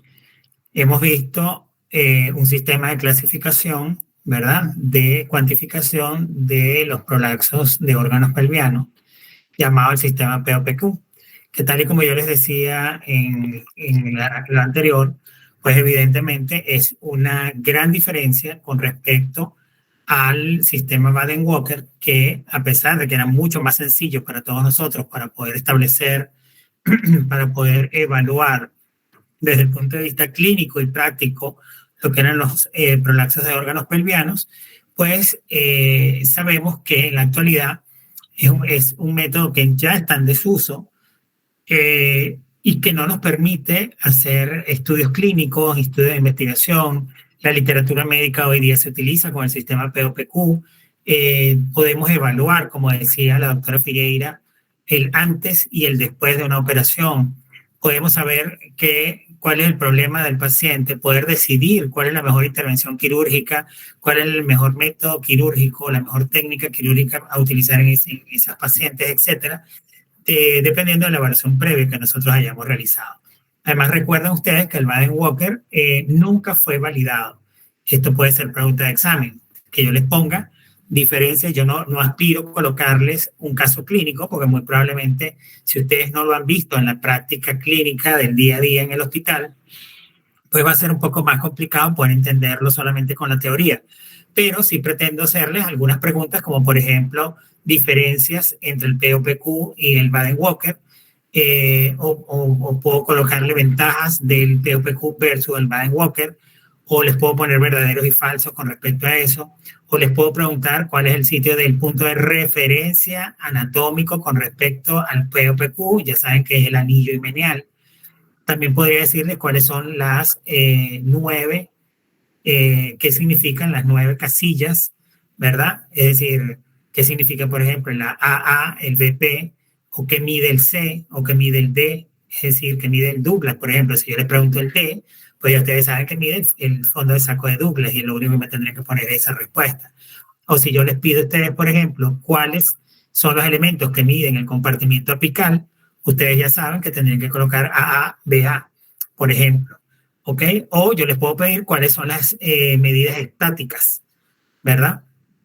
Y ustedes ya tienen que saber que hay 3 medidas estáticas. Vamos a ver quién las recuerda.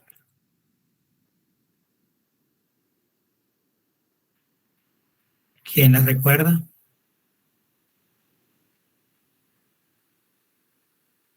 Ok. No pretendo que en este momento se lo sepan porque es complicado, es una nomenclatura nueva para ustedes, pero como les digo, es el futuro de la medicina. La medicina es así. Es decir, ustedes siempre tienen que estar en constante avance y como habrán visto, pues muchas de las cosas que ya yo les he presentado es lo más actualizado, es lo más actualizado, la información más completa que ustedes se van a llevar de este curso de ginecología. Porque si yo, a sabiendas de que existen nuevas cosas, ¿verdad? Que existen nuevos descubrimientos, nuevas clasificaciones, etcétera, me quedo exclusivamente con lo que dicen los libros. Recuerden ustedes que los libros llegan a Sudamérica por lo menos con 5 años de retraso, cuidado si no hasta 10, porque para que lleguen los libros a nuestros países tienen que ser primero haber sido evaluados y aprobados en el país de origen, que normalmente son los países anglosajones de habla inglesa. Luego de esto, tiene que ocurrir un proceso de traducción científica, técnica, de estos libros. Luego de eso, la revisión por pares y la revisión de los editoriales, y posteriormente a eso es que se hacen las negociaciones para que los libros puedan ser impresos por editoriales latinoamericanas. Y después de eso es que se da entrada a nuestros países. Entonces quiere decir que desde el momento en que sale la información hasta el momento que nos llega a nosotros para poder digerirla, ya han pasado por lo menos 5 a 10 años. con lo cual muchas veces los libros que ustedes compran ya están desactualizados. Entonces, pues evidentemente, esto es una inquietud que les dejo allí para que cuando ustedes vayan a su práctica clínica y vayan a evaluar a un paciente con prolapso genital, hablen con sus jefes de práctica para que comiencen a practicar un poco lo que es el sistema POPQ. Que, dicho sea de paso, como les dije, no todos los especialistas saben manejar el sistema, porque a pesar de que ya tiene años y a pesar de que si ustedes leen, y yo los mando a buscar, por ejemplo, los papers de la literatura en uroginecología o en urología del área femenina, ya desde hace mucho tiempo no se utiliza el Baden-Walker para poder clasificar un prolapso, sino que se utiliza el sistema POPQ. Entonces, a pesar de que eso tiene mucho tiempo ya, es decir, tiene algún tiempo, mejor dicho, no mucho, pero tiene algún tiempo, no lo van a ver en la práctica clínica, van a ser muy pocos los especialistas que estén actualizados y que sepan hacer la clasificación por el POPQ. Pero se los dejo allí de manera tal de que ya ustedes sepan que eso está, que estén actualizados y que si en la práctica clínica tienen ustedes algún jefe de práctica que sepa hacer la evaluación por el POPQ, va a ser excelente porque ahí van a poder ustedes practicar. Recuerden que no necesitan muchas cosas, sino recordar en la tabla, eso lo pueden sacar incluso en su celular, mantener la tablita con los valores básicos y con qué es lo que se está evaluando. Las medidas estáticas son súper sencillas de hacer porque una es el largo total de la vagina, que es el LTV, el hiato de donde está el anillo himeneal, ¿verdad? Y por supuesto el cervix, la C. Esa sería la respuesta a la pregunta que yo les acabo de dar. Pero tienen ustedes que evaluar los compartimientos posteriores y anteriores a través de todo lo que es apical y posterior. Entonces, para eso tienen que medir el AA, que lo mide a partir del meato uretral. Y, por supuesto, en algunas de ellas tienen que hacerlo con maniobras de Valsalva y en otras solamente con el tacto recto vaginal o vagino rectal.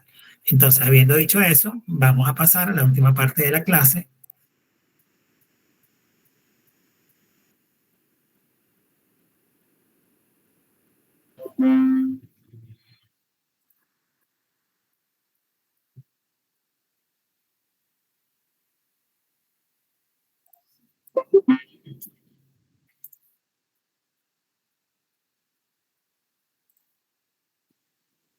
Me avisan, por favor, cuando se vea. Sí se ve, doctor. Perfecto. Entonces, no voy a repasar mucho esto, no lo voy a repasar porque en el video está más que claro, mucho más rápido entenderlo por el video, pero les voy a dejar las diapositivas específicas con los rangos de valores, de manera tal que el que no pueda ver el video fácilmente lo puede recordar por las láminas que les estoy dejando en este momento. ¿Ok? Esta parte no la voy a tocar porque ya está directamente en el video que acabamos de ver. Pero sí voy a irme directamente a esta. Por ejemplo, ya saben, medidas estáticas, estas tres. Hiato genital, cuerpo perineal, longitud total de la vagina. ¿Ok? Son medidas que son estáticas. Y, por supuesto, cuando reconocer los estadiajes. Recuerden ustedes que el POPQ tiene una forma que es la compleja, que es la que se explicó ahorita en el video, y tiene una forma que es la simplificada, en la cual el estadio 0 no aparece. Esa es la diferencia. Puede ser pregunta de examen. ¿Ok? Recuerden que el estadio 0 es cuando no hay descenso de las estructuras pélvicas durante el esfuerzo, y los puntos AA y AP están a menos 3 centímetros y el punto D menor a 0. Sería igual al transverso, es decir, si el transverso longitudinal de la vagina está normal. El estadio 1 sabemos que es cuando el borde más distal del prolapso no desciende más de 1 centímetro proximal del anillo himeneal, ¿verdad? Con los puntos AA, AP, C y D están todos menores a 1. Recuerden ustedes que la nomenclatura la va a dar el nombre final del estadiaje, se va a dar por el valor más alto en esa tabla de 9 cuadros, ¿verdad? El estadiaje 2, el borde más distal del prolapso, se extiende desde 1 centímetro alrededor del himen a 1 centímetro a través del anillo himeneal. ¿Ok? Aquí se evalúan los puntos AA, AP, BA, BP, C, D, que deben estar entre 0 hasta -1 y de menos de 0 o igual hasta +1. En el estadiaje 3, el prolapso se va a extender más que 1 centímetro a través del anillo del himen, pero no hay la completa eversión de la vagina, que es lo que hace la diferenciación con el estadiaje 4. Aquí, en este caso, cualquiera o todos los puntos son mayores que +1. Y en el estadiaje 4 es facilísimo. Ustedes, ya con esta fotografía que yo les estoy dando, no se les va a olvidar más nunca lo que es un estadio 4. ¿Ok? En el cual van a ver que está una vagina totalmente evertida. La parte más distal del prolapso está a más o igual que el transverso, que el tamaño longitudinal, no el transverso, sino el tamaño longitudinal de la vagina de por lo menos -2. ¿Ok? Pero básicamente con ver esta estructura, a ustedes no se les va a olvidar más nunca lo que es un estadiaje 4 del sistema POPQ, también llamado estadio de los niveles de Lance 4. Pero básicamente, desde el punto de vista clínico, es muy sencillo lograrlo. Por eso la doctora decía, desde el punto de vista práctico, apréndanse los estadiajes 2, 3, porque el 4 es muy sencillo de evaluar y el 0 ya prácticamente en las POPQ simplificados ya se está dejando de utilizar. ¿Ok? Entonces, aquí van a ver adicionalmente algunos ejercicios clínicos en donde ustedes van a ver arriba en la parte superior, van a observar, ¿verdad?, el anillo himeneal, el prolapso, a donde estaría ubicado sínfisis pubiana. ¿Ok? Y dependiendo de esto, ¿verdad?, van a ir viendo los valores que obtuvieron con este paciente para poder llegar a un estadiaje 3B. ¿Ok? Entonces, esto básicamente son ejercicios clínicos que se los voy a dejar para que ustedes lo puedan analizar según toda la información que le hemos dado hasta este momento. Este sería un caso de una paciente con 3BP, solamente para que ustedes lo puedan analizar básicamente. En el examen muy probablemente no les voy a colocar un caso clínico con este tipo de nomenclatura, pero podría colocarles una fotografía, podría colocarles algunos valores específicos y decirle de qué se trata, etcétera, ¿ok? O ponerle los valores y que ustedes digan a qué estadiaje me estoy refiriendo. ¿Ok? Tratamiento. Como les dije, el sistema POPQ nos permite realizar realmente los tratamientos adecuados, porque como les dije, no todo es netamente operación, pero sí las operaciones pueden ser distintas y los métodos pueden ser distintos dependiendo del tipo de prolapso al cual nosotros estemos expuestos, ¿verdad? Existen, por supuesto, algunas, anteriormente, ¿verdad? Digamos, ya esto es histórico, cuando en la época de Hipócrates y Galeno, pues hacían taponamientos vaginales, masajes, ejercicios, suspensión por los pies, de manera que la gravedad llevara todos los órganos otra vez hacia atrás. Pero todo esto quedó, por supuesto, para la historia de la medicina. Luego, Rodénicos y Castro, también como parte de la historia de la medicina, colocaban hierros calientes al rojo vivo, imagínense ustedes, o utilizaban el uso de cáusticos como el nitrato de plata, el ácido nítrico, ácido sulfúrico, métodos calientes, etcétera, para tratar de que se generara una forma de cicatrización anómala y que estos órganos trataran de regresar, ¿verdad?, por retracción. Pero realmente, pues esto es parte de la historia. Luego llegaron y se desarrollaron los pesarios, que son estructuras que son parecidas a esta. Hay distintos tipos de pesarios. Bueno, aunque este es un anillo, más que un pesario, este es un anillo. Pero también hay algunos pesarios con forma de anillos y hay otros en forma de dados. Hay varios tipos de pesarios. Hay algunos que son en forma de estos, como estos juguetes sexuales que tienen como bolitas, como pelotitas, es decir, vienen como una hilera de pelotitas, una más grande, una mediana, una más pequeña, que la paciente los va introduciendo en su vagina, desde la más pequeña hasta la más grande, y ver si la puede mantener con la presión que hace y no se sale. Es decir, que con esto es una forma adicional de que se esté trabajando constantemente la musculatura y todo lo que es el suelo pelviano. Entonces, estos pesarios tenían la función de, sobre todo los primeros pesarios, de aparentemente generar un proceso inflamatorio de fibrosis hasta estenosar un poco la vagina, pero tenían el inconveniente de que muchas veces estos pesarios se perdían o eran encontrados en la cavidad peritoneal, puesto que no eran adaptados realmente para vagina. Y habían algunos intentos quirúrgicos que se hacían como la sutura de los labios mayores, es decir, si no puedo hacer absolutamente nada y todo eso está afuera, entonces vamos a coserle, digamos, los labios mayores y con eso no vemos el prolapso.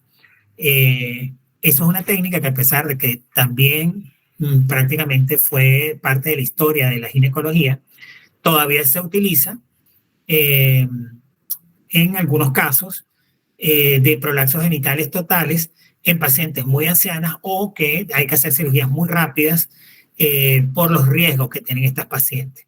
¿Ok? Por ejemplo, supongan ustedes que están en el caso de una paciente diabética descontrolada con insuficiencia renal crónica terminal que no puede ir a una cirugía con anestesia general, por ejemplo. Podríamos ir a hacerle por una anestesia por niveles y hacer, por ejemplo, un cierre de los labios mayores. ¿Ok? Eso es parte de las pundoplastías o de las mismas aplicaturas que se pueden realizar. Pero son digamos, cirugías que ya realmente no tienen mucho sentido hacerlas y solamente quedan para casos realmente de alguna emergencia en casos especiales. Los tratamientos pueden ser expectantes, es decir, nosotros podemos mantener una conducta expectante siempre y cuando la paciente pueda llevar a cabo los ejercicios perineales que mejoren el tono de los músculos elevadores del ano, como los ejercicios de Kegel que ya se los expliqué, el uso de pesarios, el uso de algunos anillos, de los cubos, como le dije, el de Mensch, los inflables, el Helmborn, el Dona, etcétera, que son pesarios que son los utilizados en la actualidad para nuestras pacientes y cuya función básicamente es la que les comenté, de generar un peso dentro de la vagina y que no se salgan con el esfuerzo. Es decir, mantener constantemente a esa paciente realizando algún esfuerzo para mejorar la tonicidad de los músculos del tono del elevador del ano. Y ahí están viendo los distintos pesarios que utilizamos en la actualidad, todos ellos con las mismas funciones que les acabo de comentar, que son parte de la rehabilitación en la fisioterapia del piso pelviano. Sin embargo, cuando el estadiaje es avanzado, estas pacientes debemos llevarlas obligatoriamente a un tratamiento quirúrgico. ¿Ok? Y en este caso, vamos a realizar tratamientos que son definitivos, que he indicado básicamente en aquellos casos sintomáticos que normalmente coinciden con los estadios 2, 3 o 4. ¿Ok? Porque un estadio 1, muchas veces podemos mantener una conducta expectante y la paciente resolver su tonicidad del elevador del ano y de todo lo que es el diafragma urogenital y no necesitar una intervención finalmente. La elección de la cirugía. La cirugía va a depender de la edad. ¿Por qué de la edad? Porque si estamos ante un caso de una paciente hipoestrogenizada, pues muy probablemente algunas cirugías van a tener que llevar algunas técnicas diferentes para evitar recidivas, ¿verdad? De estos prolapsos genitales y básicamente tener una cirugía que no fue exitosa.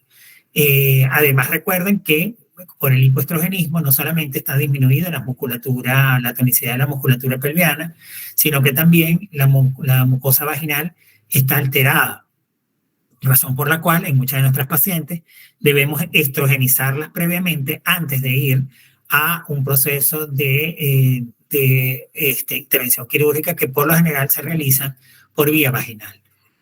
Okay, estas pacientes deben recibir, en el caso de que no tengan ninguna contraindicación, estrógenos tópicos tipo estriol o estrógenos tipo valerato de estradiol a nivel vaginal en forma de geles por un largo periodo de tiempo, que normalmente va alrededor de por lo menos 2 a 3 meses previo a la intervención quirúrgica. ¿Okay?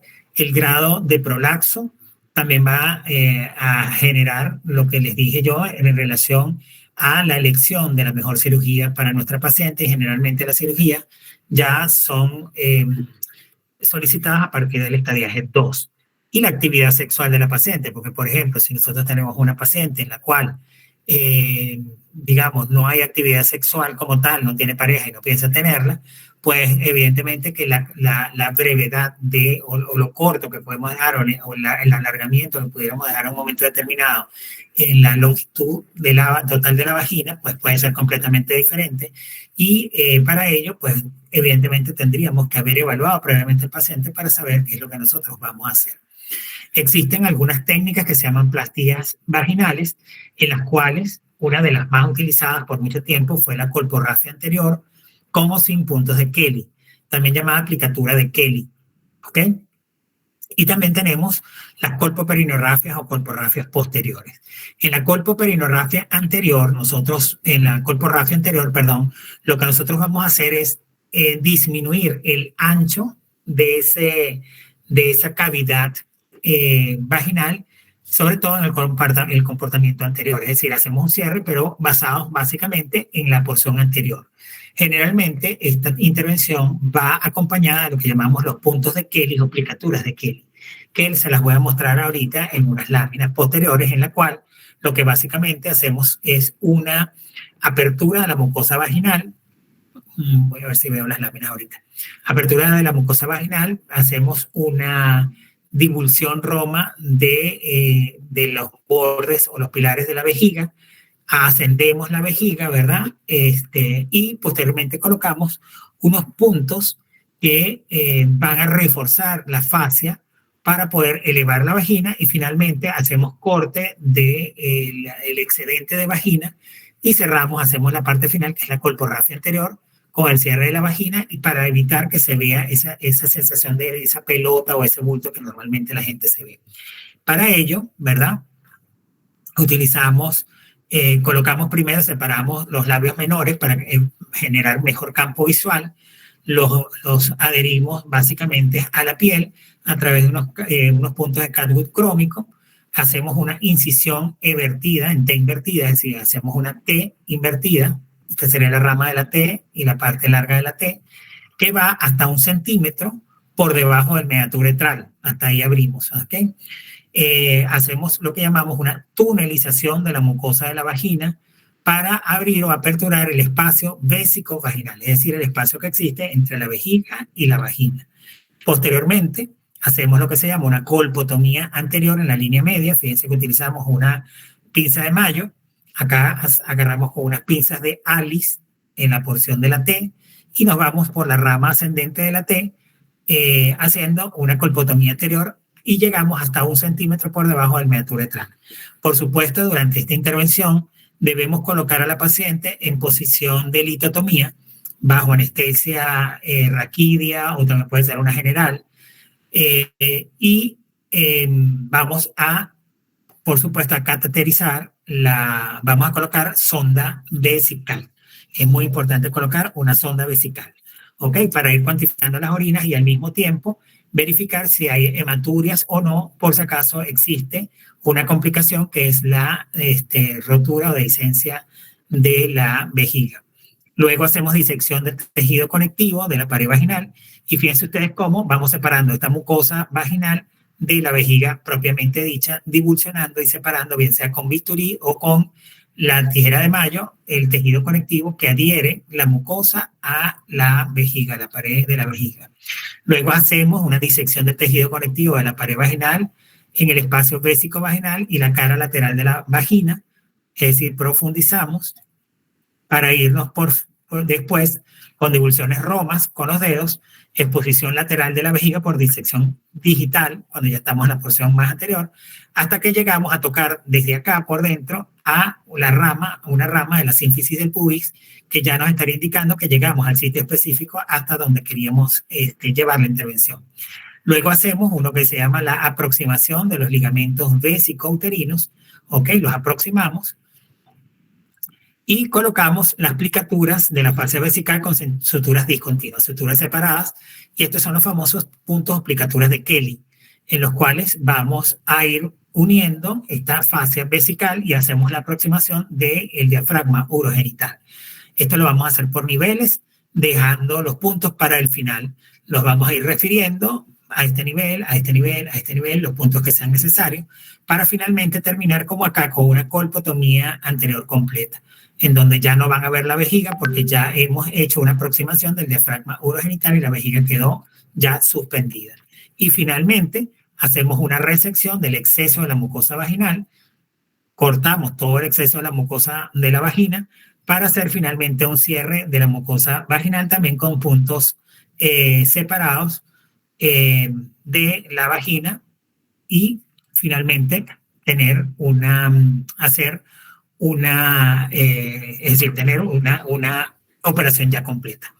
Sin embargo, también en algunas pacientes puede haber relajación del periné, es decir, relajación de la parte posterior de la vagina, con lo cual, después de los partos, la vagina queda muy amplia, muy ancha y dificulta en mucho la sensación de la relación sexual porque el pene queda prácticamente bailando en esa cavidad.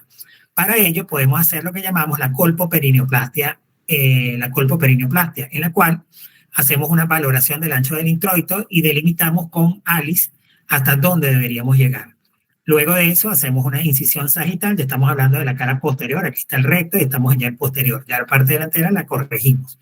Hacemos una incisión sagital y también en ella hacemos una incisión en T invertida.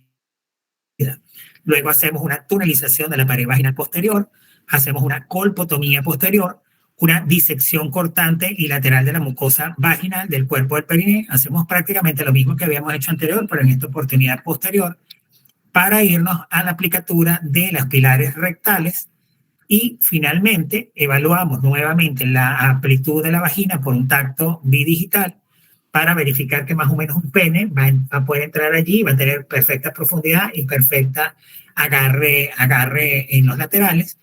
Hacemos una disección lateral de la vagina para exponer los músculos elevadores del ano, hacemos una aproximación de los elevadores del ano y finalmente hacemos una reconstrucción del periné, eliminando o recortando los excesos de pared que son importantes para finalmente, a través de una sutura continua intracuticular de piel, completar la reconstrucción del periné. Es decir, que una vez que hemos completado la reconstrucción del periné, nos vamos hacia la parte externa y mejoramos en una forma transversal ese periné que había dado paso a la relajación del perineal como tal. Entonces, este es el ante, en donde vemos no solamente un prolapso anterior, un llamado cistocele, o prolapso del compartimiento apical según el sistema POPQ, sino que también vemos una relajación perineal que después de la intervención hacemos una corrección de ese periné y una colpoperineoplastia anterior con plicatura de Kelly, y fíjense la diferencia tan importante que vamos a ver. Entonces, en la actualidad existen otras técnicas, como en los casos sobre todo de incontinencias urinarias leves con prolapsos leves, que es el muy conocido láser de CO2 fraccionado, con el cual activamos los fibroblastos, mejoramos la producción de colágeno nuevo y por supuesto la elasticidad de la vagina, con lo cual en muchas oportunidades, con el uso de 2 o 3 terapias de esta y con, por supuesto, reforzamientos anuales o valoraciones semestrales, podemos retardar en mucho el ir a un quirófano como tal, sobre todo en las incontinencias urinarias leves. Quiero recordarles esta frase de Beethoven, Ludwig van Beethoven, que fue un compositor, director de orquesta, pianista y profesor de piano alemán, conocido por todos, maestro de la música clásica, que dijo que no existía la felicidad no existe la felicidad que viene de afuera, tienes que encontrarla en ti mismo. Esto es un llamado a que seamos siempre felices y hagamos lo que a nosotros nos gusta. Denme un segundo que cierro la marcación de la clase y ya voy a dar derecho de palabra. Denme un segundo, por favor.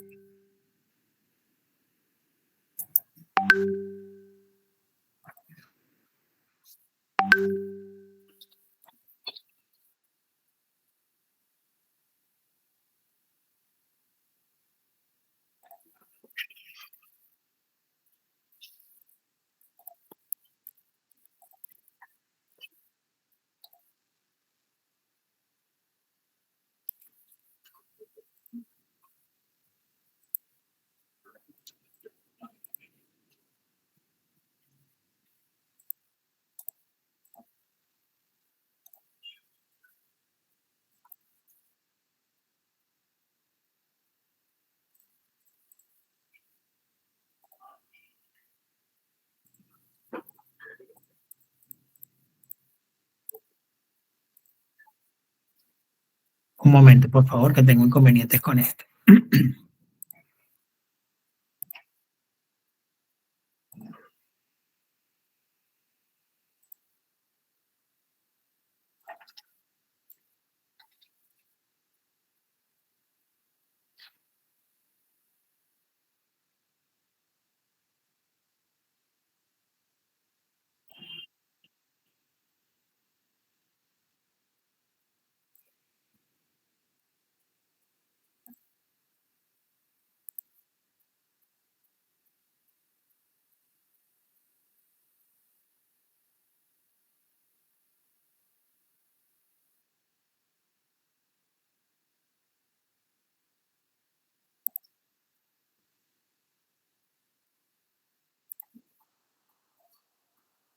Ok, entonces doy paso a las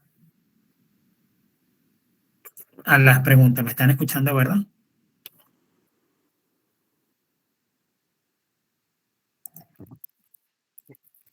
Ok, doy paso a las preguntas correspondientes o a los comentarios que quieran ustedes realizar.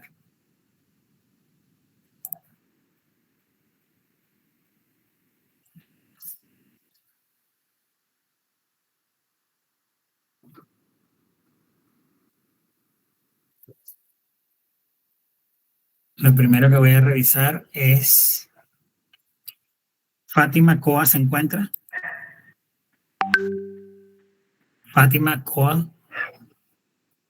Presente, doctor. Buenas noches. Buenas noches. Lilia Ceballos. Presente, doctor. Buenas noches. Rubén Quiroz. Buenas noches.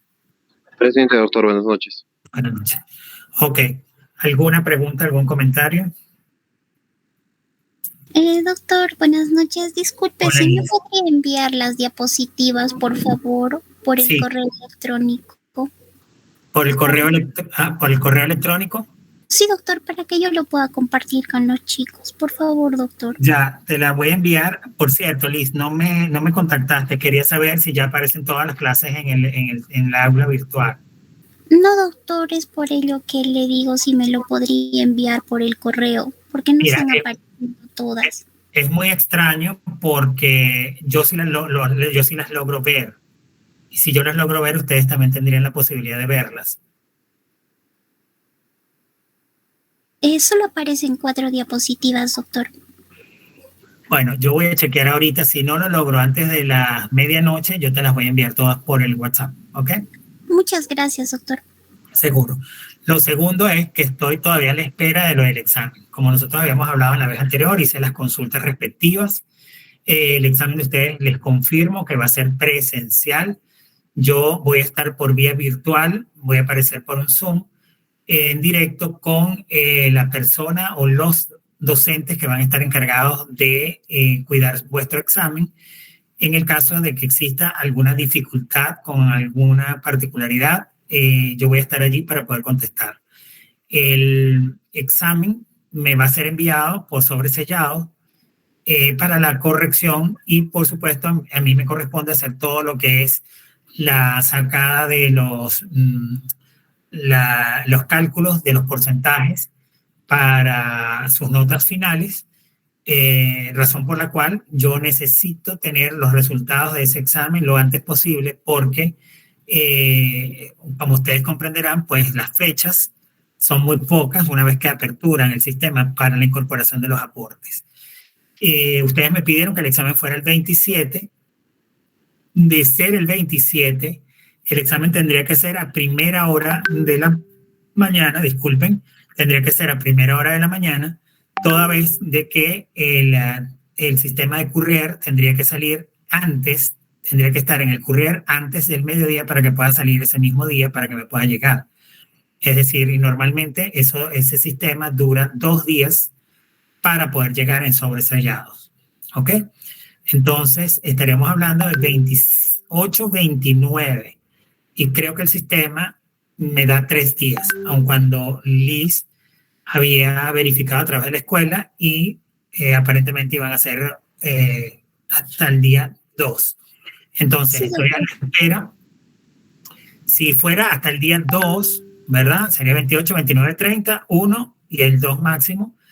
Si fuera así, tendría que ser 27, primera hora de la mañana.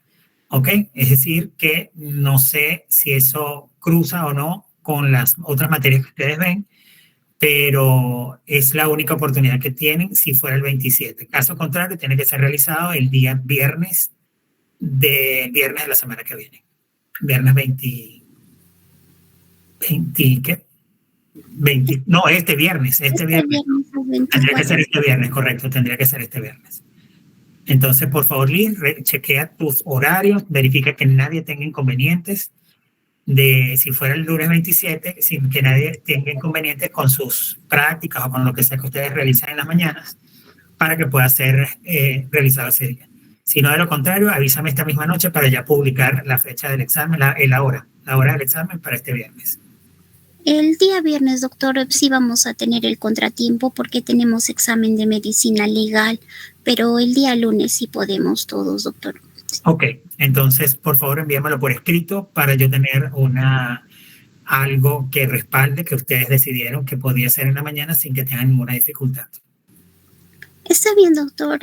Doctor, disculpe, quería también hacerle una petición en nombre de todos mis compañeros y con el respeto que su persona merece, ¿no? Si habría la posibilidad que este primer examen sea de manera virtual, ya que a veces surgen algunas dudas o algunas preguntas, entonces si estaríamos por un Meet, de repente podríamos consultarle, y lo hemos hecho así de repente, ¿no? En las anteriores oportunidades y nos ha ido bien. Sí, lamentablemente. Estaríamos con la cámara y con el audio prendido, doctor. Sí, lamentablemente yo también intenté que podría ser de alguna manera, pero no va a ser posible. En eso sí no los voy a poder complacer porque ya una vez regresados a la presencialidad me tengo que regir por la misma metodología que está utilizando la coordinación de esta materia y los otros dos docentes de esta materia. Entonces, tiene que ser igualdad de condiciones para todo el estudiantado. Ustedes se dividen en 3 grupos y cada uno de los grupos va a tener examen presencial según el sílabus. Entonces, lamentablemente yo tengo que ir igual que el resto de los profesores. No puedo hacerlo diferente porque todos tienen que ir a la misma, digamos, con el mismo método. ¿Ok? Y eso fue algo que se les planteó a ustedes desde el principio. Lamentablemente ahí sí no los puedo ayudar. Con relación a la fecha, ya les dije que los podía ayudar siempre y cuando no estuviese cruzado con nadie y siempre y cuando sea verificable lo del aporte, que es hasta el día 2. Porque como les digo, en el mejor de los casos, si presentan a primera hora de la mañana del 27, el courier tiene que llegar, es decir, el paquete tiene que salir antes del mediodía, estar en el courier para que pueda salir y en 2 días llegar a través de un servicio especial, porque normalmente dura entre 2 y 3 días para la entrega de ese tipo de paquetes. Y yo tener el suficiente tiempo para hacer la corrección y que ustedes tengan las calificaciones y se pueda hacer algún tipo, es decir, se puedan revisar sus calificaciones, por supuesto, antes de la calificación final. Y todo esto tiene que ser metido dentro del tiempo específico que está allí.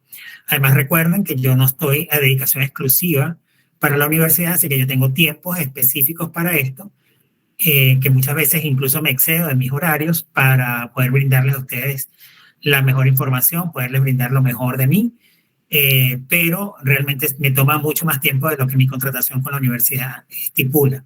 Entonces, yo tengo otras actividades a nivel asistencial y, por supuesto, en mi consulta privada que no puedo dejarlas de realizar. Así que, bueno, espero y aspiro que todo esté enmarcado dentro del tiempo para que no tengan ustedes ninguna dificultad. ¿Ok? Entonces, escríbenme, por favor, un correo electrónico diciéndome que no tienen dificultad en la presentación el lunes a primera hora de la mañana. Mañana yo paso un correo a la dirección de escuela para que sean ellos quienes coloquen la hora y asignen los profesores que van a estar con ustedes durante el día del examen. Está bien, doctor. Ya. Bueno, si no hay más nada por los momentos, que tengan todos feliz noche. Los espero el día miércoles para la última clase de este aporte. No sin antes recordarles que la semana que viene ustedes deben hacer entrega del trabajo de responsabilidad social. ¿Ok? Ya se los he dicho varias veces desde el principio. Tienen que hacer su video, que sea menos de 10 minutos. Si fueran 5 minutos, mejor todavía. Acuérdense que en videos la información se puede dar muy sencilla, muy práctica y en corto tiempo para mantener la atención de quien lo esté observando. Y tiene que ver con la prevención de cáncer de cuello uterino. ¿Ok? Que vaya dirigido a personas que no saben nada de medicina, que pueden estar en liceos, en colegios, en bachilleratos, en universidades, en la población en general.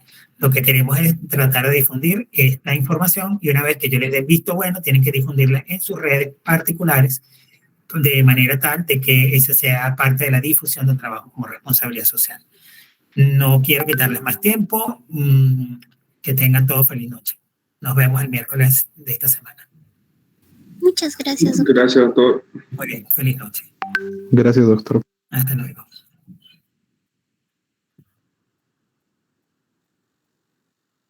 Gracias, doctor. Hasta luego. Gracias, doctor. Buenas noches. Feliz noche para todos.